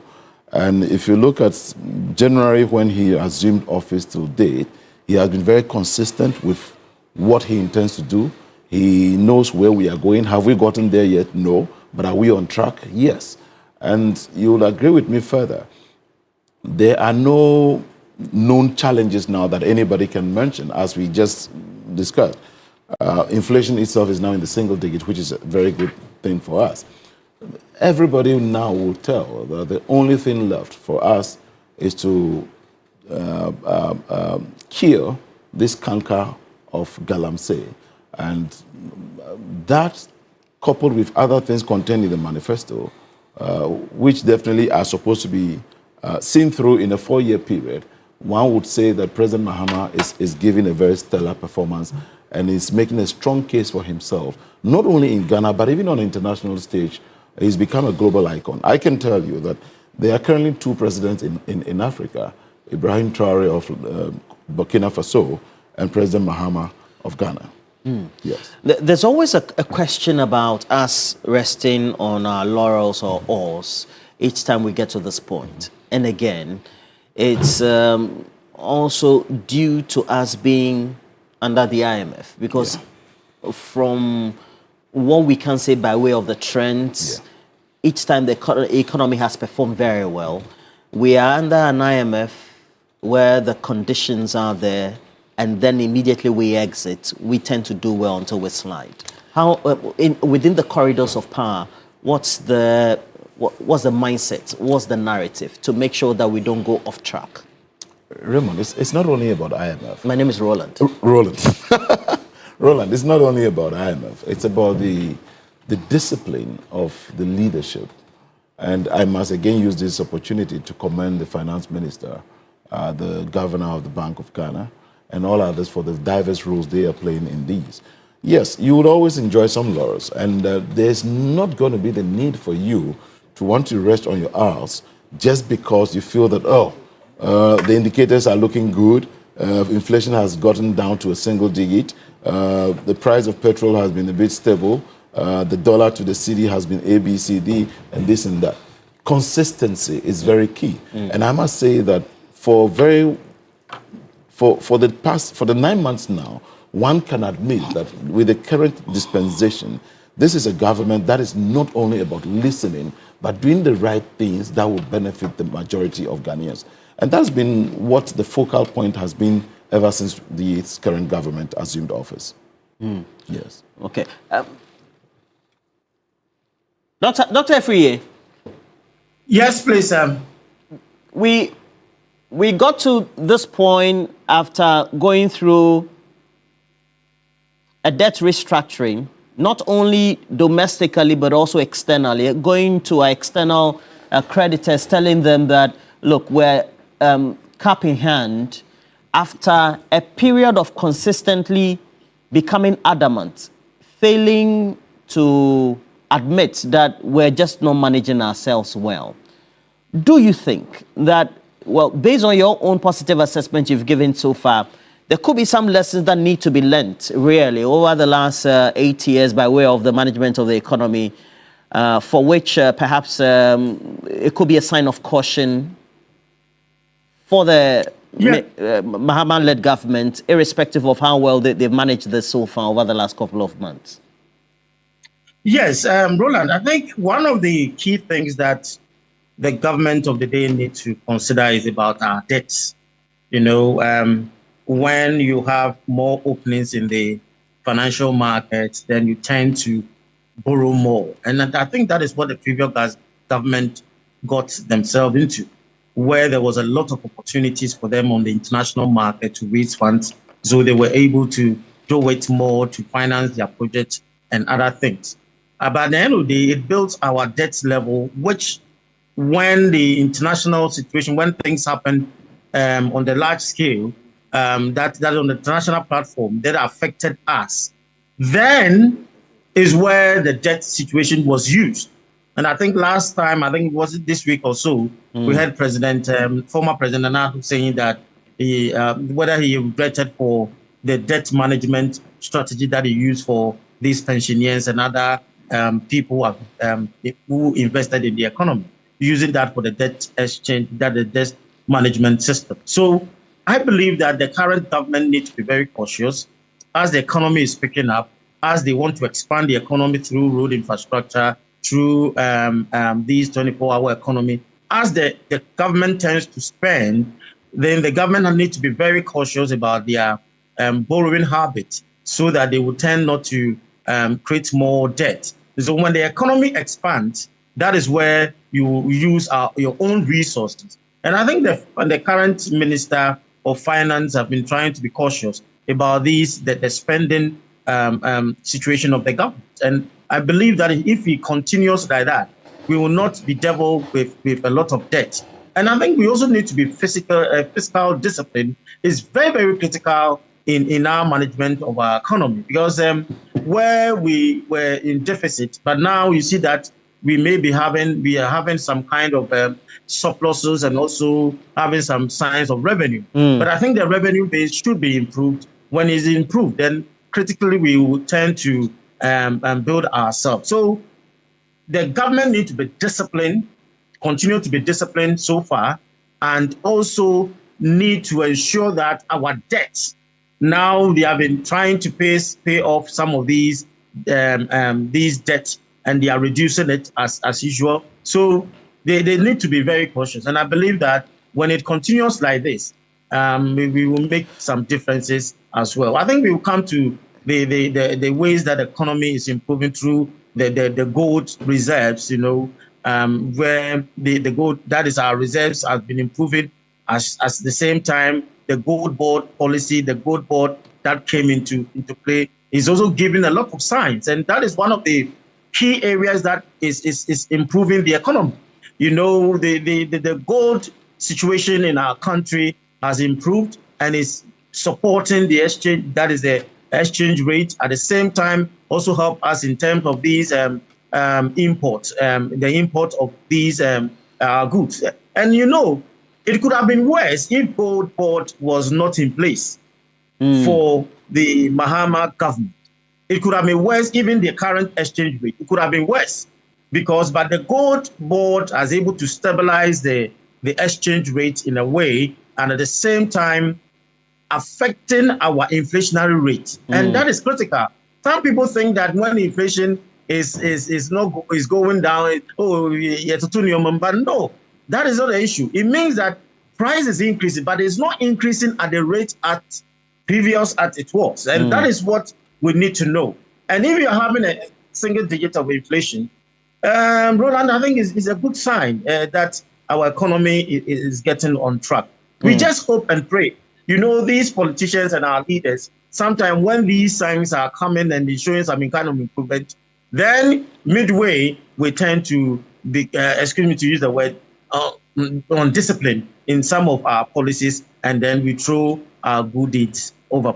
And Lapia Dankwa, as you also tend to have an assessment in terms of what the reflection has been so far, by way of the key policy decisions that have been made, which ones would you say have been perhaps well implemented, especially spearheaded by Ato Forson, the finance minister, and the rest of the team, that seem to have created the needed fiscal space, but also the fiscal consolidation, if you net all off?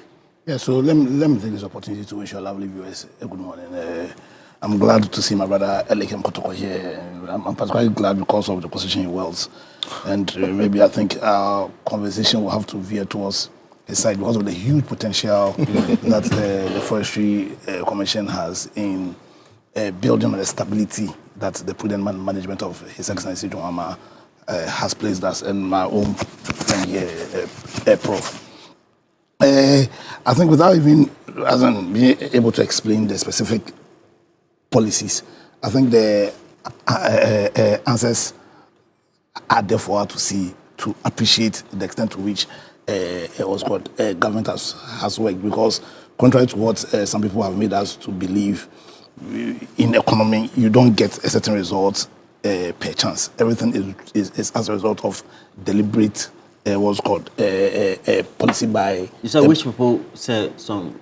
I know when the CD started appreciating against the dollar, there was a huge propaganda by certain members, elements within the new MPP, that they should government should tell us specifically which policies they have implemented to cause the appreciation of the city. And I'm saying that contrary to that view, in economics, things just don't happen.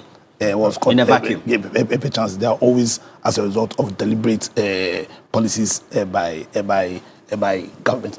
I think one key policy here has been the fiscal discipline of government.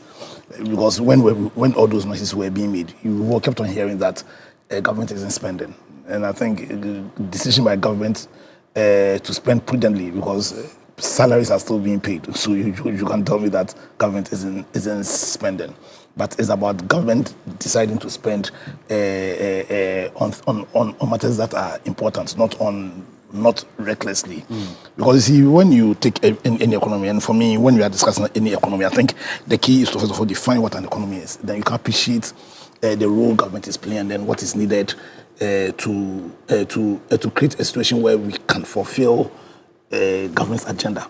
Because contrary to how Ghanaians tend to look at government, I feel that the metric by which government ought to be measured by, performance ought to be measured by, is not just their manifesto. But the most important metric by which all government's performance ought to be measured by is the agenda of the country. And the agenda of the country has been set in our constitution, chapter 6 of our constitution. And so it's not enough just to measure how government is performing by their own manifesto.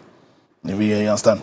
But I think it will be in our interest if we measure their performance by the agenda Ghanaians set, and that agenda can be seen in chapter 6 of our constitution. Also, we ought to understand that all IMF programs do not engender growth per se. The focus of IMF programs is to engender stability. And then once that stability has been done, then there's an onus on government then to deliberately put in place policies that can sustain growth. That first of all will bring about growth and sustain what's called a same. So government has done well. Because I think IMF itself said it, compared to, because we have been IMF for some time now. But the difference between what you are seeing, the evidence of what you are seeing, as compared to in the past, is very clear. As in to get the city even at where it is now, 12 point something, in the context of where we were, 17. I think that's a huge gain. To bring inflation to single digit within this short time is miraculous. And I think the most important achievement is the reset of the confidence of the people of this country in the economy. Because that was lost. That was at an all-time low during the Ezwa regime. But clearly, I think it was called the international credit placed Ghana at, is it B minus or B? The current one. Yeah, as we speak. That's a huge. Now I think now the burden on government right now will be, now how do they deliberately put in place policies that will engender growth and sustain same. I think that's where we've always had what's called issues. We know that now when you take into consideration the fact that the role government plays in economy is in terms of the fiscal, how it spends money and how it generates money. Then the question then becomes, how does government use its power of fiscal policy to engender growth? And I think that's where there are policies like the 24-hour economy, policies like the big push, policies like the Nkoko Nketekete that people want to ridicule. But these are policies that potentially can bring about growth. I know that they have, or I haven't seen it in their manifesto, but I want to add, because my friend here is here, that also the Forestry Commission, the timber industry, is one of the industries that has a real potential to bring about growth and sustain growth. Because when you take timber as against gold, there's a reason why we say timber is what's it called? It's renewable. Gold is not renewable. So if deliberately the institutions that government has put in place to facilitate the timber industry, being the TIDD and the FSD, if we can find a way as a government to oil it enough so that they become very efficient. Understand? The government deliberately builds that sector, then it will be a huge feather in the cap of government. Because there's a reason why His Excellency Johama, when the seed was appreciated, he said that, listen, ideally it will set around 12. Because the exchange rate can be double-edged sword. Yeah. If your foreign exchange becomes so strong, then your export business is also going to suffer. You understand? And if there's one place where we can build on our exports, then it's the timber industry. And the can because after you understand. But I believe that based on the commitment that government has shown, based on the ability of government to get the buy-in of the people of Ghana, because people keep on saying that this government has goodwill, and that goodwill just didn't come by result of this voting, but how they've also managed. So government ought to find a way to use its fiscal policy to engender real growth. Now, what do I expect? What I expect is that government must find a way, first of all, of tackling the SME. Because if there's one thing history has taught us, one of the critical bits of the economy that can create real growth is your small and medium-scale enterprises. In which way can government help them? Government can help them, first of all, by deliberately putting in place institutions that would help structure the level of their corporate governance. Because if they themselves, the internal structures are not strong, they want you to throw money, no matter the money you throw at them, they want to work. Yes, we have examples all over the world. When you go to America, they have what we call the small business agencies. When you come to Ghana, under His Excellency Nanado, Alan Chamantin led what we call the business resource centers, except that for whatever reason, the government didn't see as in the usefulness of that. But His Excellency Johama must find a way of deliberately building the SMEs. Now, when you found a way of giving them institutional support, then you also find a way of giving them the air, because the air that every business needs is capital. That capital can be via equity or debt. So that we have to find a way of also creating more venture capitalists, and also find a way of using the power of monetary policy and fiscal policy to find a way of getting the banks or our intermediary systems to sustain advancement of what's called capital by way of debt to these SMEs. Now, when we're able to do that, then another huge problem that the economy is being dealt with, that is the large size of our informal sector. Because when you have a situation where the informal sector is strong, that means that you have a situation where majority of your businesses are invisible to government. Then one of the critical problems our economy is faced with, that is the inability of Ghana or the government to generate revenue. Because it's a huge issue. We are unable to generate revenue. We are unable to generate revenue because you have about over 80% of your businesses being invisible to the state. You understand? So when you create that, when you institutionalize support to SMEs, then you can use that as a bait, a genuine bait, to get a lot of these informal businesses to be formalized, thus helping government in its ability to generate revenue. You understand? When we do that, and I love it. Atu Forson, as in he's shown over the course of the past 9 months, and I want to be positive. I'm not going to say that I hope he sustains this. I believe he's going to sustain it. He's going to sustain. We must ensure that he sustains it. Then, one of the criticism of the SOR regime, that is borrowing to consume, because borrowing per se is not wrong. Because if you understand that all capital is either equity or debt, you understand? Then borrowing can also be a strong means of engendering growth. But it can only be a means of engendering growth if you borrow not to consume, if you borrow to build. So we are at a huge crossroad. I think for the past 9 months, I believe that, first of all, we have leadership. And there are a lot of restorations happening. One of the critical restorations is the restoration of the loss of confidence in the economy. Right now, we have belief in the ability of government to lead us into to fulfill our economic agenda.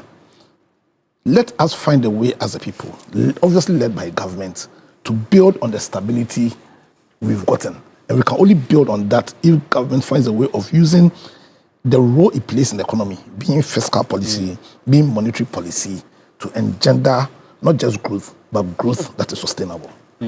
If you look at balance of payments and then those type of support, as well as what has enabled the CD to be strong as it is, even at one time Bloomberg saying that it's being one of the topmost, if not the topmost, perhaps well-managed currency in the world, or performing currency in the world. It certainly will mean that you want to fiscally consolidate what you have. Now, we're having this conversation because we're in October. By way of the structure of reading our budgets, we now have to read this budget before we begin the next quarter. So by November, we expect our budget. So this month, we expect the 2026 budget to be read by the Finance Minister, Dr. Kisile Atuforsen. We've always been grappling with the issue about how we are in a position to empower medium to small enterprises, but generally also feeding them into the structure of the tax system that we have. What do you think confronts Kisile Atuforsen in that regard? I'm asking you this question because I know that for all the conversations we've had, you seem to have honed your skills in trying to learn that part as part of your academic, perhaps work or achievement. So, Roland, that's a good question. And I think that over the years, Ghana has actually not been able to formalize the informal sector. But then before I go on, let me say good morning to Elikem and my own brother, Lawyer Pierre Dankwa. You see, the point still remains that taxes, right, either from formal or informal sector, remains the backbone of Ghana's economy, aside issues regarding exports, from traditional export commodities. And again, the importance of actually developing a Ghanaian structure that can feed into our tax, systems. I believe that at least we need to start from somewhere. So let me start from this, and that Kwesi Botwe did marvelously, with regards to the tax systems. And Professor Mills, when he was vice president, also introduced certain innovations. In recent times, we saw the Kojuba Redu, also doing something good, and then to Nana Akufo-Addo's government.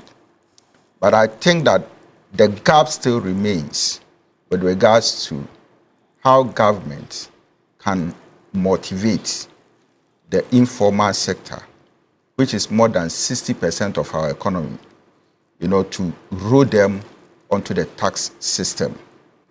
And so I feel that KCL should be able to, develop a model, that would incentivize, the informal sector. In marketing, we believe this, especially when it comes to models of social marketing. And our belief is that behaviors that are permanent can only, be changed, right? Certain endemic behaviors can be changed when, there is a motivation. And so what it means is that the kinky seller on the streets doesn't want to pay tax, all right? Because the person feels that this is my, my family job. Why should I pay tax? So the government has not invested into it. Why should I pay tax? Now, I didn't write any application anywhere. Why should I pay tax? But the issue is that when we get this person motivated, encouraged, when we get this person educated in a way that the person will now feel the need that for reason A and B, I need to pay tax, all right, then maybe I can benefit in one way or the other from the payment of tax. I think that at a point in time, you wouldn't even go to the person to go and beg the person or force the person to pay the tax. The person willingly will walk to any GRA office to go and pay. And that is what I feel that we have refused to do for a long time. And we need to probably develop a model that can, help us get it. I think that one of the things that we can do, has to do with tax reliefs and in foreign countries, I think that they have a system there where you can, file for tax, at the end of the year. And I think that it was one of the policies that I heard Dr. Bawumia spoke about during his campaign about tax reliefs and all that. It was tax amnesty. Tax amnesty, okay. So I feel that, yes, some of these things can be done. And once you do it and apply it to the informal sector, obviously it creates the platform for people who are not, interested in paying taxes, willingly will go and then do that. Again, I think that lawyers said something about empowering the SMEs, which is a brilliant idea. And I always talk about the fact that, look, I think this morning they were mentioning that Ghana has over, is it 600 or something, millionaires. 2,100 millionaires in Ghana. 2,100. Yeah, dollar millionaires. Dollar millionaires in Ghana. Can you imagine? And we still fund our economy in these states. You mean billionaires or millions? Millionaires. Dollar millionaires. 2,100, yeah. Though we cannot compare, the size to other, economies, right? Like China and the rest. But I think that within our context, the number is very substantial. Yeah. If these millionaires will turn their hard-earned currency into, productive ventures in Ghana, okay, such as the manufacturing. I mean, one of the weakest spots in our economy has to do with manufacturing and production, okay? I realize that almost everything that we do has to do with service, right? And so you see that because of the fact that our manufacturing sector is very weak, our exports is very weak, and that issue of balance of payments is becoming a bit difficult for us, to manage, all right? And so if you read the literature, they will tell you that, especially the Bank of Ghana literature and then the Ghana statistical literature, They will talk about the good for oil, policy, which has to some extent stabilized, that kind of balance of payments. But going forward, I think that there should be a deliberate attempt, to strengthen our manufacturing sector. We always talk about COVID-19 and the rest. The economies around the world, whose economy you mean we're still talking about COVID-19? No, I thought that was before. Before. Or you are I still said talking that about we were talking about the word there that I used was where, meaning it is in the past. It's not in the present. Papa Ru. Just a harmless question. This one. Just a harmless question. Because you referred to COVID-19. So. Yeah, so COVID, we all know that COVID-19. So immediately you say that, then you add Russia-Ukraine war. So it is history, right?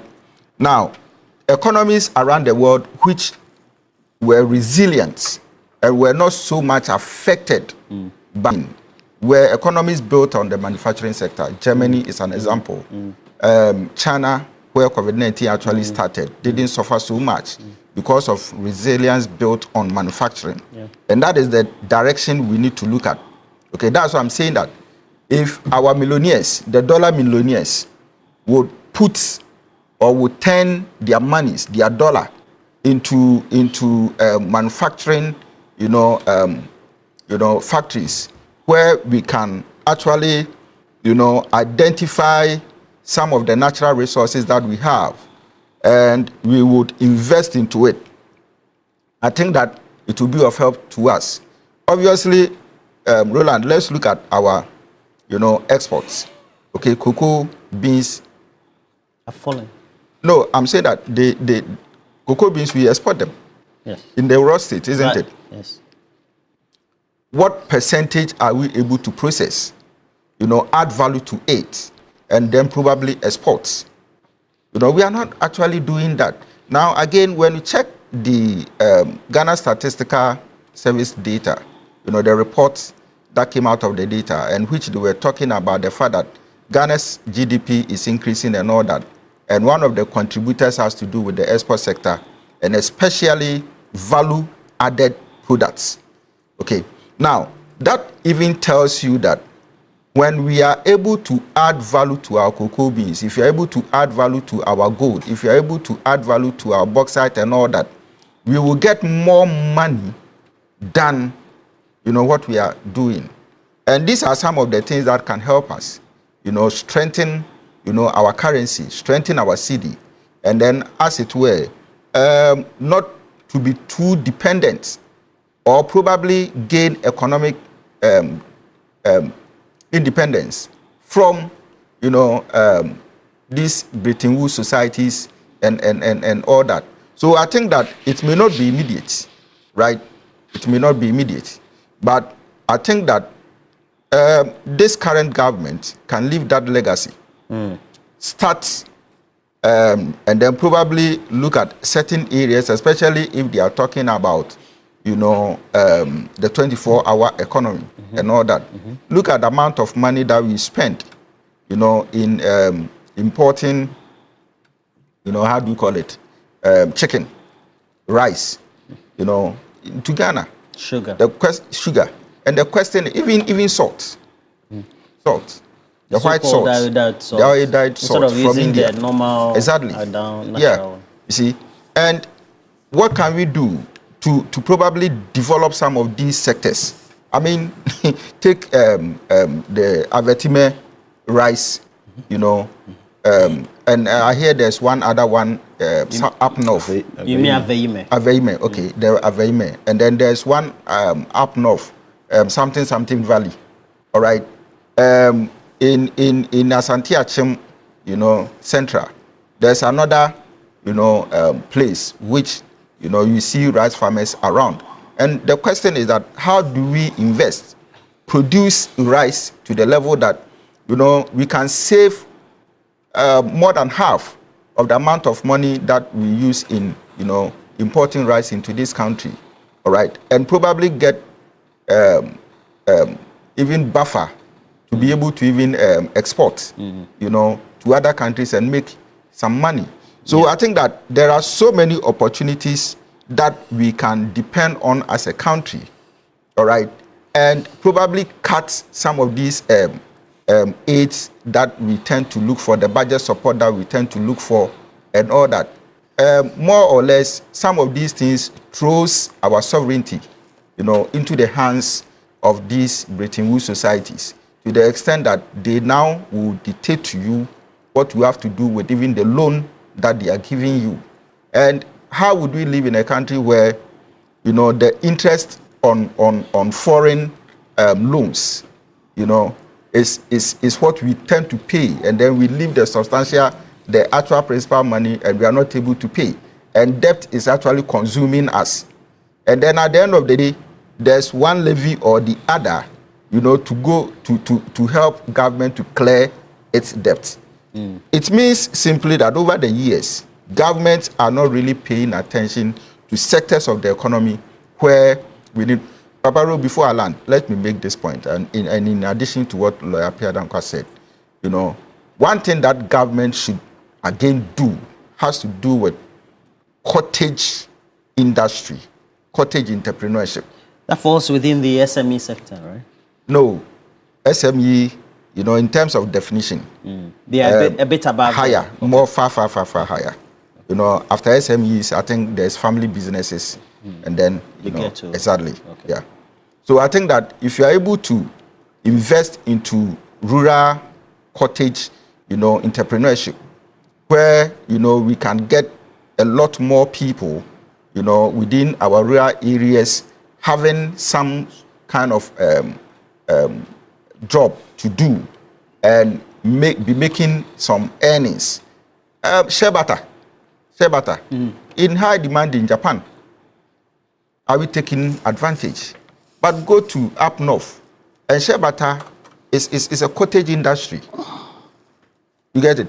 So if you're able to invest in there and then increase production, package it very well, get the branding intact to meet international standards.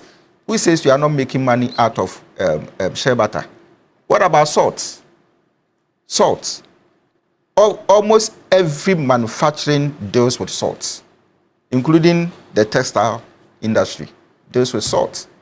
And so apart from water, salt is the next biggest resource. And we have salt in abundance in Ghana, just as we have gold in abundance. So how are we able to tap into the production of salt and develop salt to that level where India is making millions out of salt? Okay. Dr. Samuel Efriye, just this week, or the last week rather, the government announced the 3 billion concessionary funding from Japan, the government of Japan, which for Greater Kumasi was going to also help among related other infrastructural projects, especially in roads, do the connectivity, etc.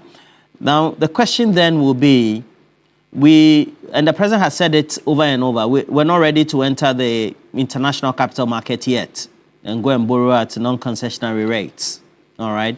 So we want to go the path at which we're going. How do we undertake such developments by way of the policy decisions, go borrow at concessionary rates, so that we will use that for key infrastructural development, then to be able to connect the dots for the foundation for which we can then spearhead this growth that we want? Yes, I think I will agree to Lawyer Apia Dankwa's assertion that if you borrow and you don't consume for consumption, but you put into productive areas of the economy, I think the economists will describe some of these investment in the economy as the multiplier effect, where you invest in one area and then you see the ripple effect in other sectors of the economy. So when we talk about these investments in some key roads in Kumasi, and Kumasi is the center of Ghana when it comes to road, when it comes to business, when it comes to a lot of activities in the way Kumasi has been centered. When you are coming from the north, Western, Volta, Accra, you pass through the center of Kumasi. So, and you realize that Kumasi has been choked, or if I should use that word, a lot of traffic because our road network is not as compared to Accra, So they have some ring roads that when you look at the development of Kumasi, you can realize that they have to use some bypass. And that is what this money is trying to go into those areas. And also some centers in Kumasi where those going to Obuasi, those going to Ofenso, going to Tamale. They can't even talk about the Swami interchange, which is the center, So when you borrow, when you use these monies to these key areas, you see that business will go on. People will come in, they will do business in the city, they will send it out, people will pay tax. You see influx of people, human traffic, all these things end up improving the economy in Kumasi. At the same time, for other by the towns around, and that is where road becomes a critical factor in this development. So it is good that if you borrow and you consume, it will end up you maybe paying those loans and not getting where the money that you are going to use to pay.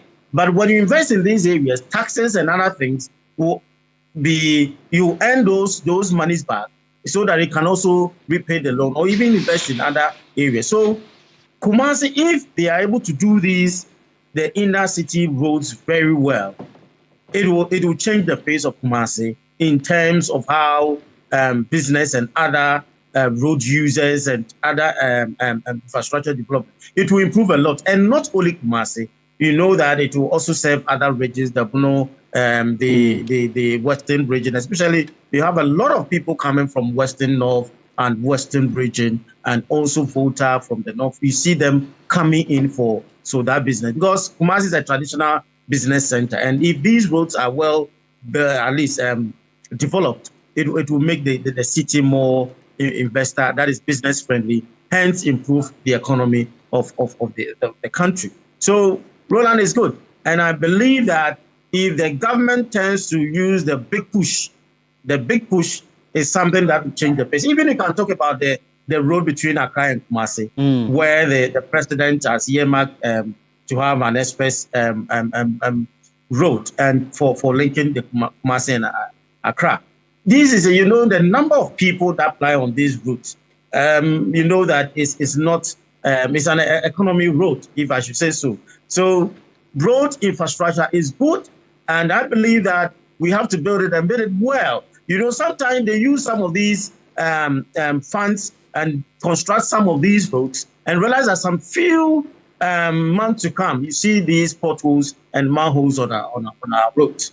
And that is what also, so even though the roads need to be constructed, but at the same time, we need to ensure the quality of it so that if the money that has been invested in this road infrastructure, we can earn it back and not earn it up as the road is being deteriorated as times goes by. So it's good, and I believe that it will help Kumasi, the inner city, and we are happy to have that investment in Kumasi. So the question then was that, for example, just last week we saw Furiata and the wife on the backpack in the city. Is it Washington or New York or in those things? So you look at that type of economic policy management of borrowing, non-concessionary. You go to the capital market, you borrow very at a rate that is non-concessionary, very high, not prudent. And then what is being done now seems to be the path. Do you think that should be the way we should go? That's the question I asked. Yes, Roland, if you go into that direction, that is the best way.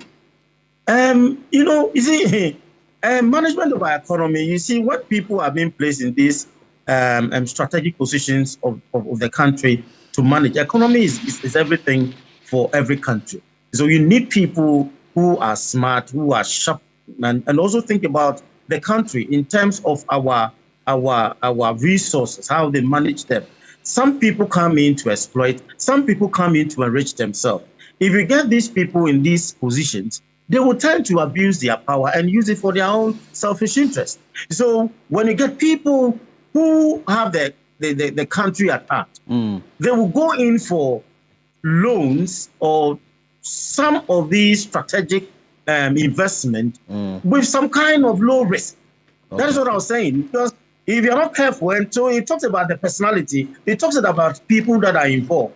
We can have people that are involved in our economy, but you see them that they will be using the right procedure format, but it will be at the higher cost. And don't forget that we have people who, excuse me to use that word, evil in our economy. What they also want to use that to exploit the situation or the position that have been given to them so that they will tend to abuse their resources. So the way that this the finance minister is going in terms of these concessionary loans is good, because I think the Minister of Finance is being cautious because of the debt and payment of loans. And don't forget that we have a lot of loans that our predecessors have borrowed that we are paying interest now.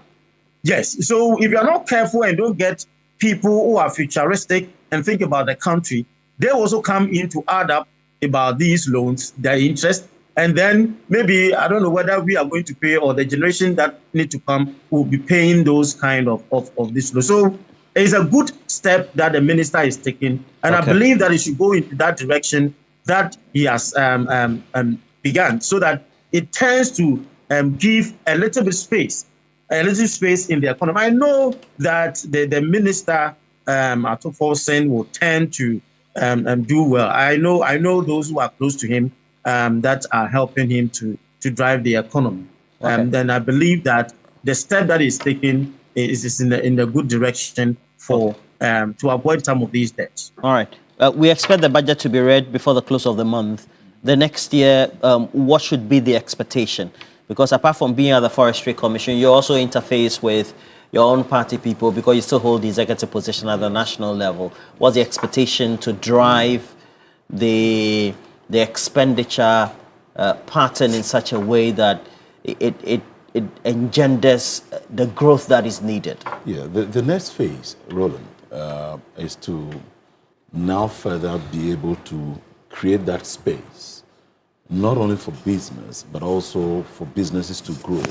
That will be able to absorb our teeming unemployed youth who feel that the moment the government has taken over, or the moment their party has taken over, instantly they must all be given jobs. Many may appreciate the fact that it pays to still wait.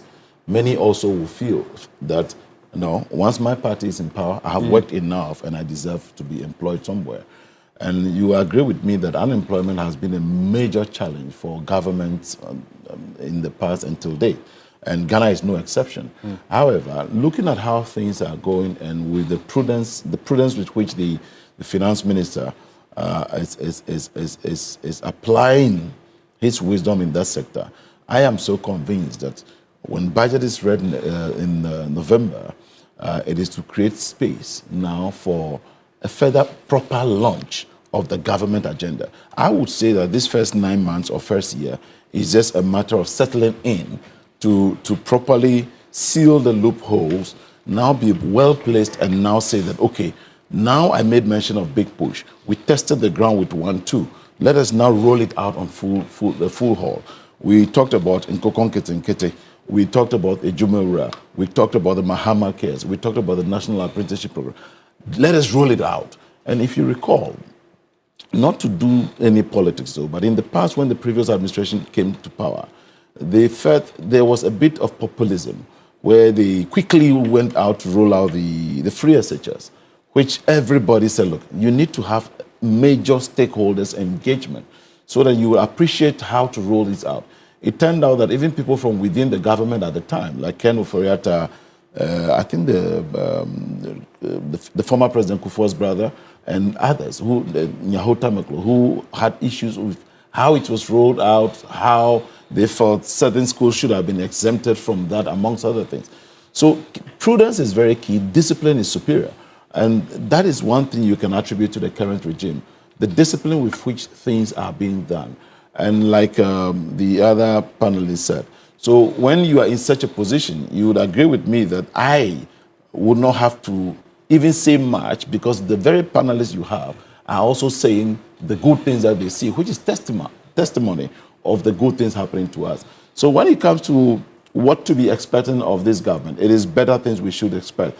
That we maintain the inflation in single digit for a longer time, that the fuel prices will be stable, that the potency of our currency. And Roland, it is not only about whether the dollar or the cedi will become 2 cedis to a dollar. Even if it is 13 cedis to a dollar, the stability is what matters, because that makes it predictable for business people to engage in what they are doing. If every Ghanaian today knows that for at least the next 1 year, we can be sure that the dollar to the cedi will remain at 13 cedis, or even 14 or 10, they'll be very okay with that, knowing that they can plan for it. Even when they are going for loans or other credit facilities, they can have a proper appreciation of what to plan for. But where it is very undulating, today it is this, tomorrow it is that, then it becomes very worrying. And sincerely, one cannot take out the fact that the establishment of the gold board has also significantly contributed to all of this. I know we'll be coming to the issue of the cocoa board, but it also tells again that as a country, we need to really look at some of these things. Coffee is another major area, which is, I think, second to gold. And we need to pay critical attention to that coffee. we need to explore as well. Because I know they are elsewhere in the Volta as well. In Whole Central and some, Whole Central and some other places, I know that they're doing well, and the quality, I'm told, also is of international standard. The Ghana coffee. The Ghana coffee. Yes. Very quality. So there's a need for us to really look into this. Just as we have come and instituted the gold board, and it's seen significant improvements. I believe that if we begin to even look at coffee and the informal sector, trying to coordinate that very well will mean that. But you see, the bedrock of all these things is education. Exactly. And education does not mean going to the four walls of brick and mortar, but where we are consistent with how we educate people, why you must pay tax, what the purpose is, why you must also abide by the obligations that are put on you by the country or by a constitution, and knowing your rights, among other things. It helps us all in building this country. Look, the fact also is that when people have a peace of mind, that alone allows them to think freely, act right, and be able to go about their duties well.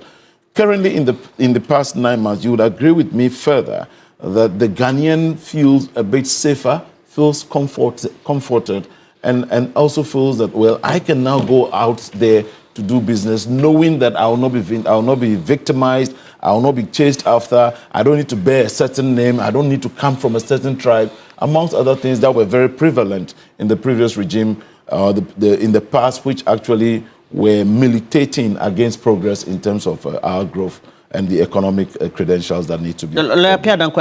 He mentioning cocoa then also brings in the subject of the new increases that have been made and the debate. I remember increases. No, is it the cocoa? They added 400 Ghana cedis.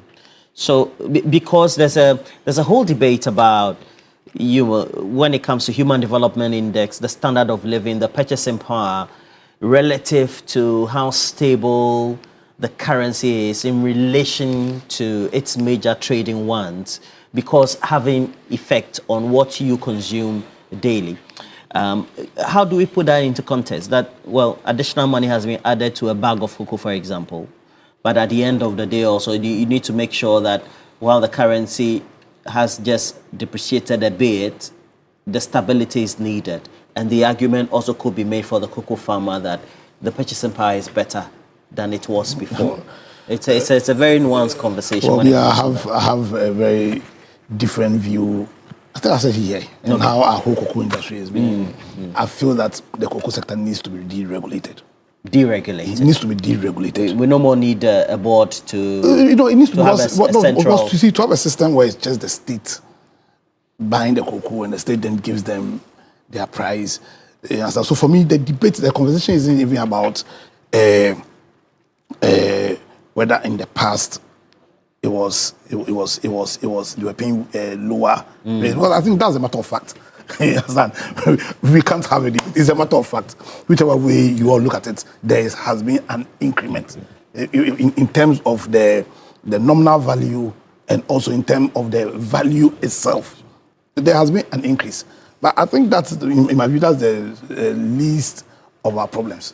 I think the major issue is the cocoa sector has to be deregulated. We need to have a conversation about it. Because once again, when you define an economy, it's not just about the production of goods and services, but it's also about the consumption of goods and services and the ability and I mean, when you study the aftermath of COVID in the US, a clear evidence was given as to the ability of the power of the people to consume in sustaining economic growth. So it is the interest of the state that its citizens have a consumption power. You understand? Because I know that in this country we like to use the word, don't politicize it, don't politicize it, but everything we do is politics. Yeah. We need to understand, we like, don't politicize it. Because you see, when you take the words of the father of politics, Aristotle, where he says that what politics is a master science that concerns itself with the good of the state and also with the well-being of the citizens. And these abiding principles ought to govern how we handle all these issues, also including the cocoa what's called issue. For a very long time, I think the government, when I say government here, I'm not talking about the partisan government, the government properly, or the state, let me say that, the state has held back the potential of this country by the regulation of the cocoa sector. And I feel that we need to have a serious conversation. I'm not saying that that's my view. It doesn't mean that that's the right view per se, but that's my view, and I'm convinced that that's the right view. That we need a radical discussion about how cocoa is handled here. For a very long time, cocoa has been the bedrock of our economy. And by regulating the cocoa industry, in my view, we've held back the potential of cocoa to transform the economy of this country. Let's deregulate cocoa. And in the conversation of deregulating cocoa, we also need to have a conversation of diversifying our economy. You understand? My brother here spoke about coffee. I agree with him 100% on coffee. You understand? You can support production in these commodities, not necessarily by regulating, by unduly regulating them, by understand, but by also using your fiscal policy to grow to engender growth there. Because when you read the 24-hour economy, there's a huge bit about agric. You understand? There's a huge bit about the commitment of the government to use its power of fiscal policy for value addition, growth, exactly, and also in terms of policy. Yeah, how agric is done. For a very long time, agric sector is subsistence. You understand? For a very long time, it still is. Exactly. So government can use the power of policy and also the power of fiscal policy, you understand, to create a business out of agric. And to do that, then we don't need to hold back the brakes. You understand? Let's deregulate cocoa. Let's diversify economy, but also deliberately building palm. Singapore and Indonesia, and then we see what's called palm is doing. Even what they do with coconuts. Yes. So, for me, fantastic conversation is a matter of fact as to whether their pricing is high or not. It's not something that, for me, if A is A, you can't say anything about it. The fact of the matter is that there has been an increase. There has been an increase not just in terms of the nominal amount, but also in terms of the value because of the appreciation of the CD as against the dollar. If you're going to convert it into dollar, it's higher than it was, let's say, last year.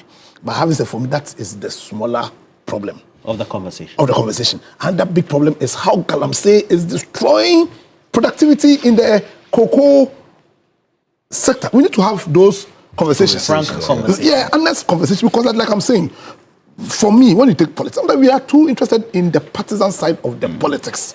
You understand? There's nothing wrong with politics. Everything is politics. You need to understand that. Yeah. But in this country, we are too interested in the partisan side of the politics. And I'm saying the focus of politics ought to be to create a strong state and to create a system where the well-being of the citizens is paramount. And that principle, that abiding principle, those abiding principles espoused by Aristotle, should be how we do politics in this country. So I think On the Iran is 3,400. 3,625. The fact is that it is higher. There has been an increment, but for me that's the smaller problem. Let's have a conversation about whether or not the time is right to deregulate the cocoa industry. Okay, Dr.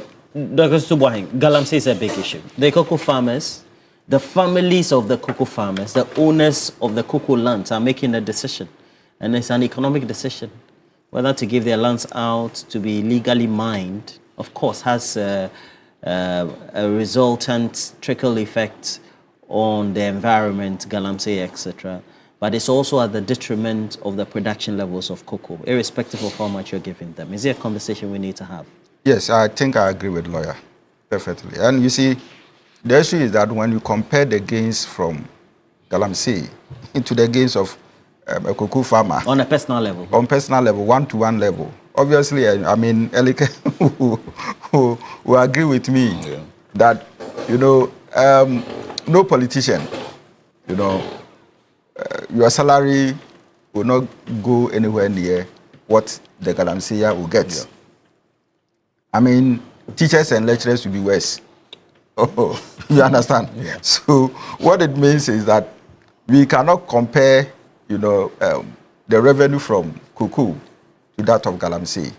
And that is why earlier on I was talking about, social marketing issues. And that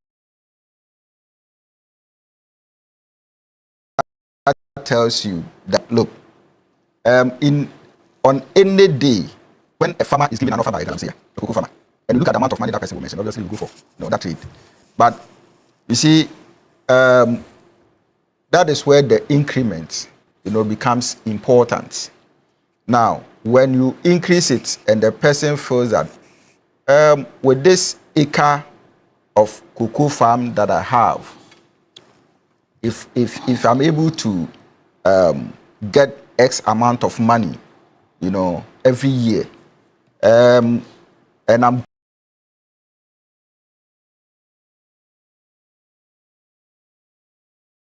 good, I can actually, make certain property, do some investment, look after my children, live a decent and respectable life in society. I think that the person, will be better off than probably going for a Galamsey money.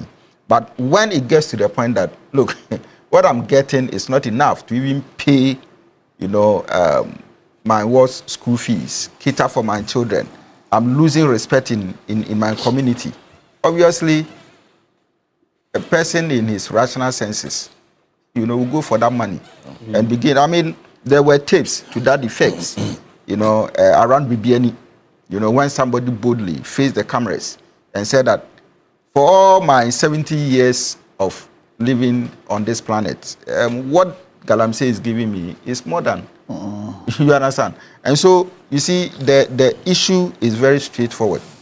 And for me, again, look, I would emphasize that for us to get this full benefit from cocoa, we need to develop the cocoa sector. There are a lot of potentials in cocoa. I mean, from the roots to the leaves. CSIR can deal with that research. And I know that they have it because there are certain products that they sell, especially the CSIR at Formesuya, made of cocoa. And when you see it, cocoa butter, I mean, you'll be marveled. You understand? And when we are able to scientifically research into some of these things, and government makes that deliberate effort, to go into it, I think that Ghana will stand to gain. I mean, the recent Ghana statistical data talks about the fact that a lot more dollars were coming out of cocoa product exports, than any other commodity.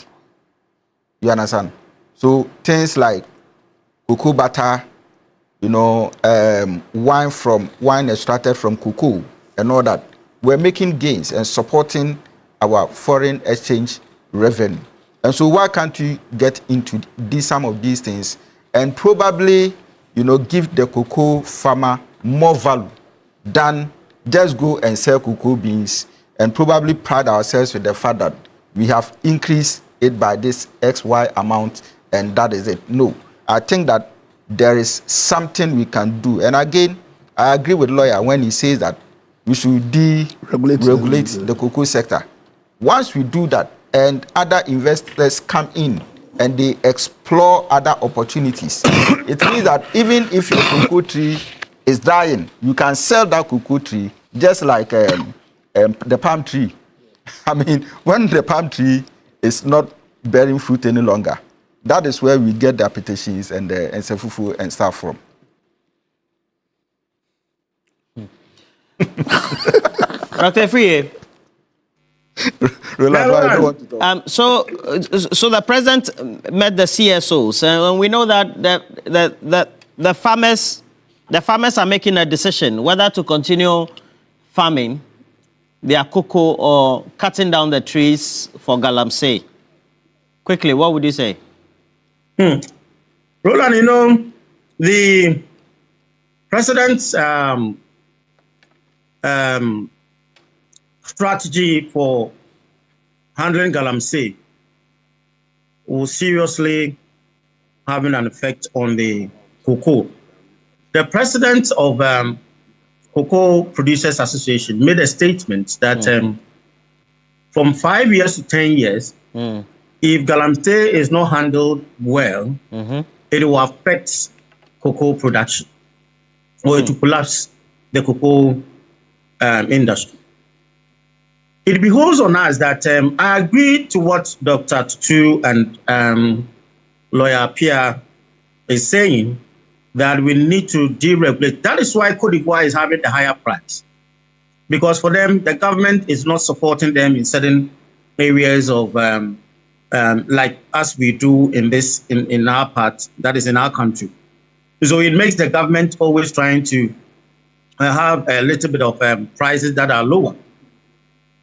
Cocoa is having an effect that is smuggling because of price differences amongst ourselves. That is with Côte d'Ivoire. At the same time, the galamsey is also affecting the cocoa industry because Lawyer Tutu was making such assertion that when you see the cocoa farmer and the galamsey, they all live in one community. And when you see the lifestyle of a galamsey and you see a lifestyle of a cocoa farmer, there's a vast difference. So why not? So you see that in this lifestyle, it will just make the cocoa farmer, if it is not getting the prices that will compensate of these, that is the farmer. So if we are not careful, price is a motivator.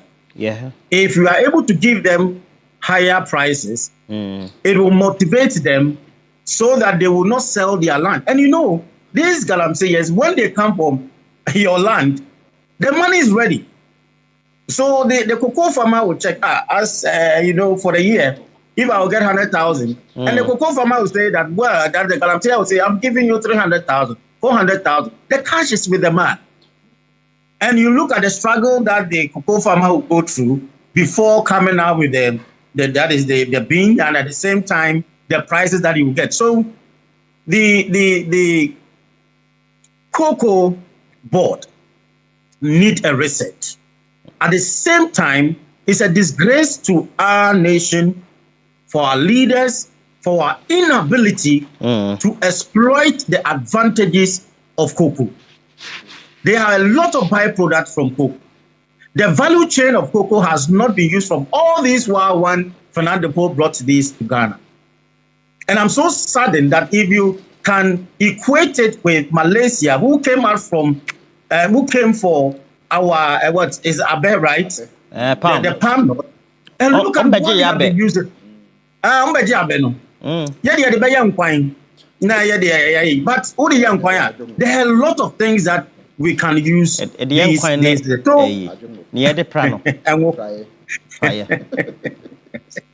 So, on the more serious note, you realize that we have not made use of cocoa well.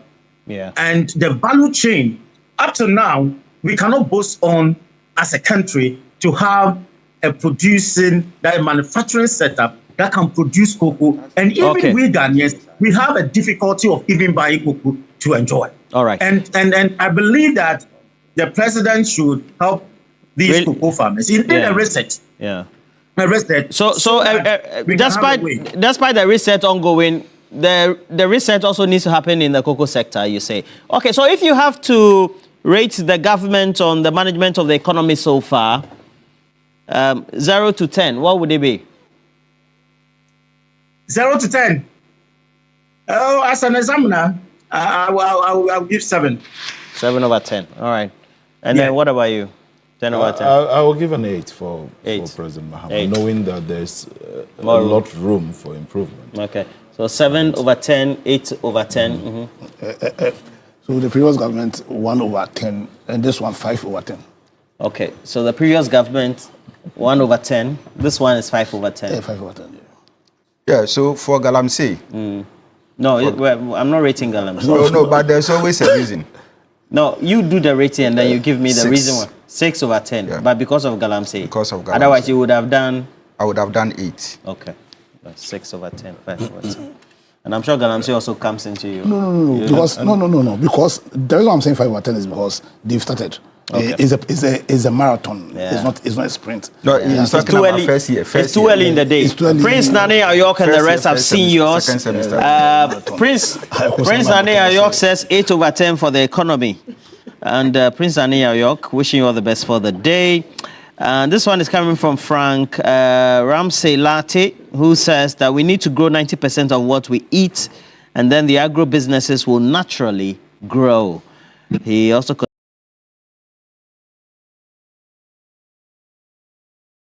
continues that currently it is with this challenge, Galamsey becomes more attractive, and so we need to make sure that we nip it in the bud. And I also asked that same question online about the rating on a stream of the management of the economy so far, and a couple of people said Money claimed 9 over 10. Hey, Money.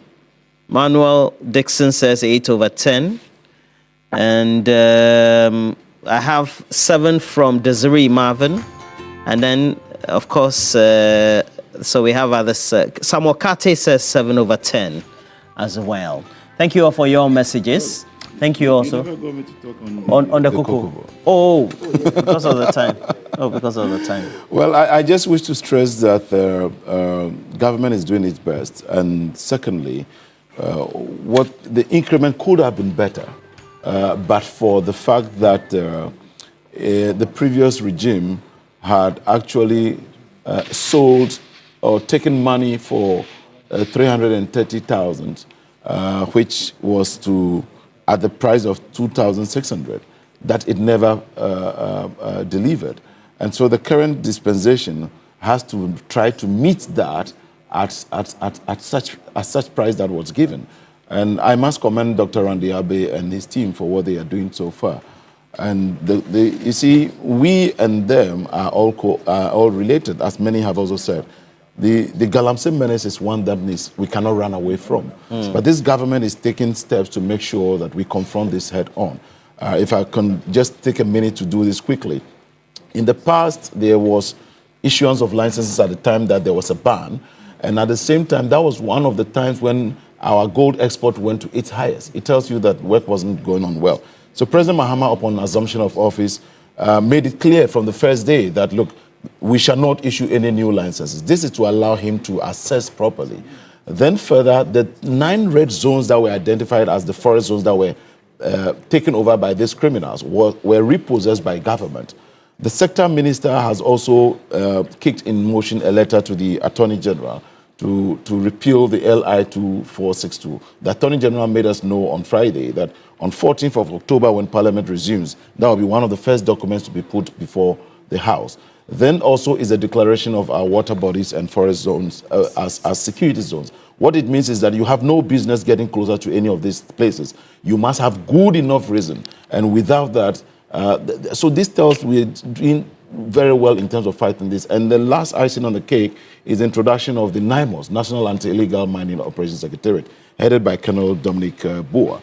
This time round, the men will be deployed to these places and stationed there permanently, but on rotational basis in order to combat this, to deter, halt, arrest, and also discourage people who are engaged in this. The ARCONS there, which is aimed at finding alternative livelihoods. The media is playing a critical role. Our chiefs and traditional authorities also matter so much. But we need to bring all of this, and on top of it is education, which is advocacy, in order to get people to understand that the alternative may not give you the money that you are making over here, but the gains and benefits from it is that you have your clean health, you have a sound mind, you have a good environment, etc.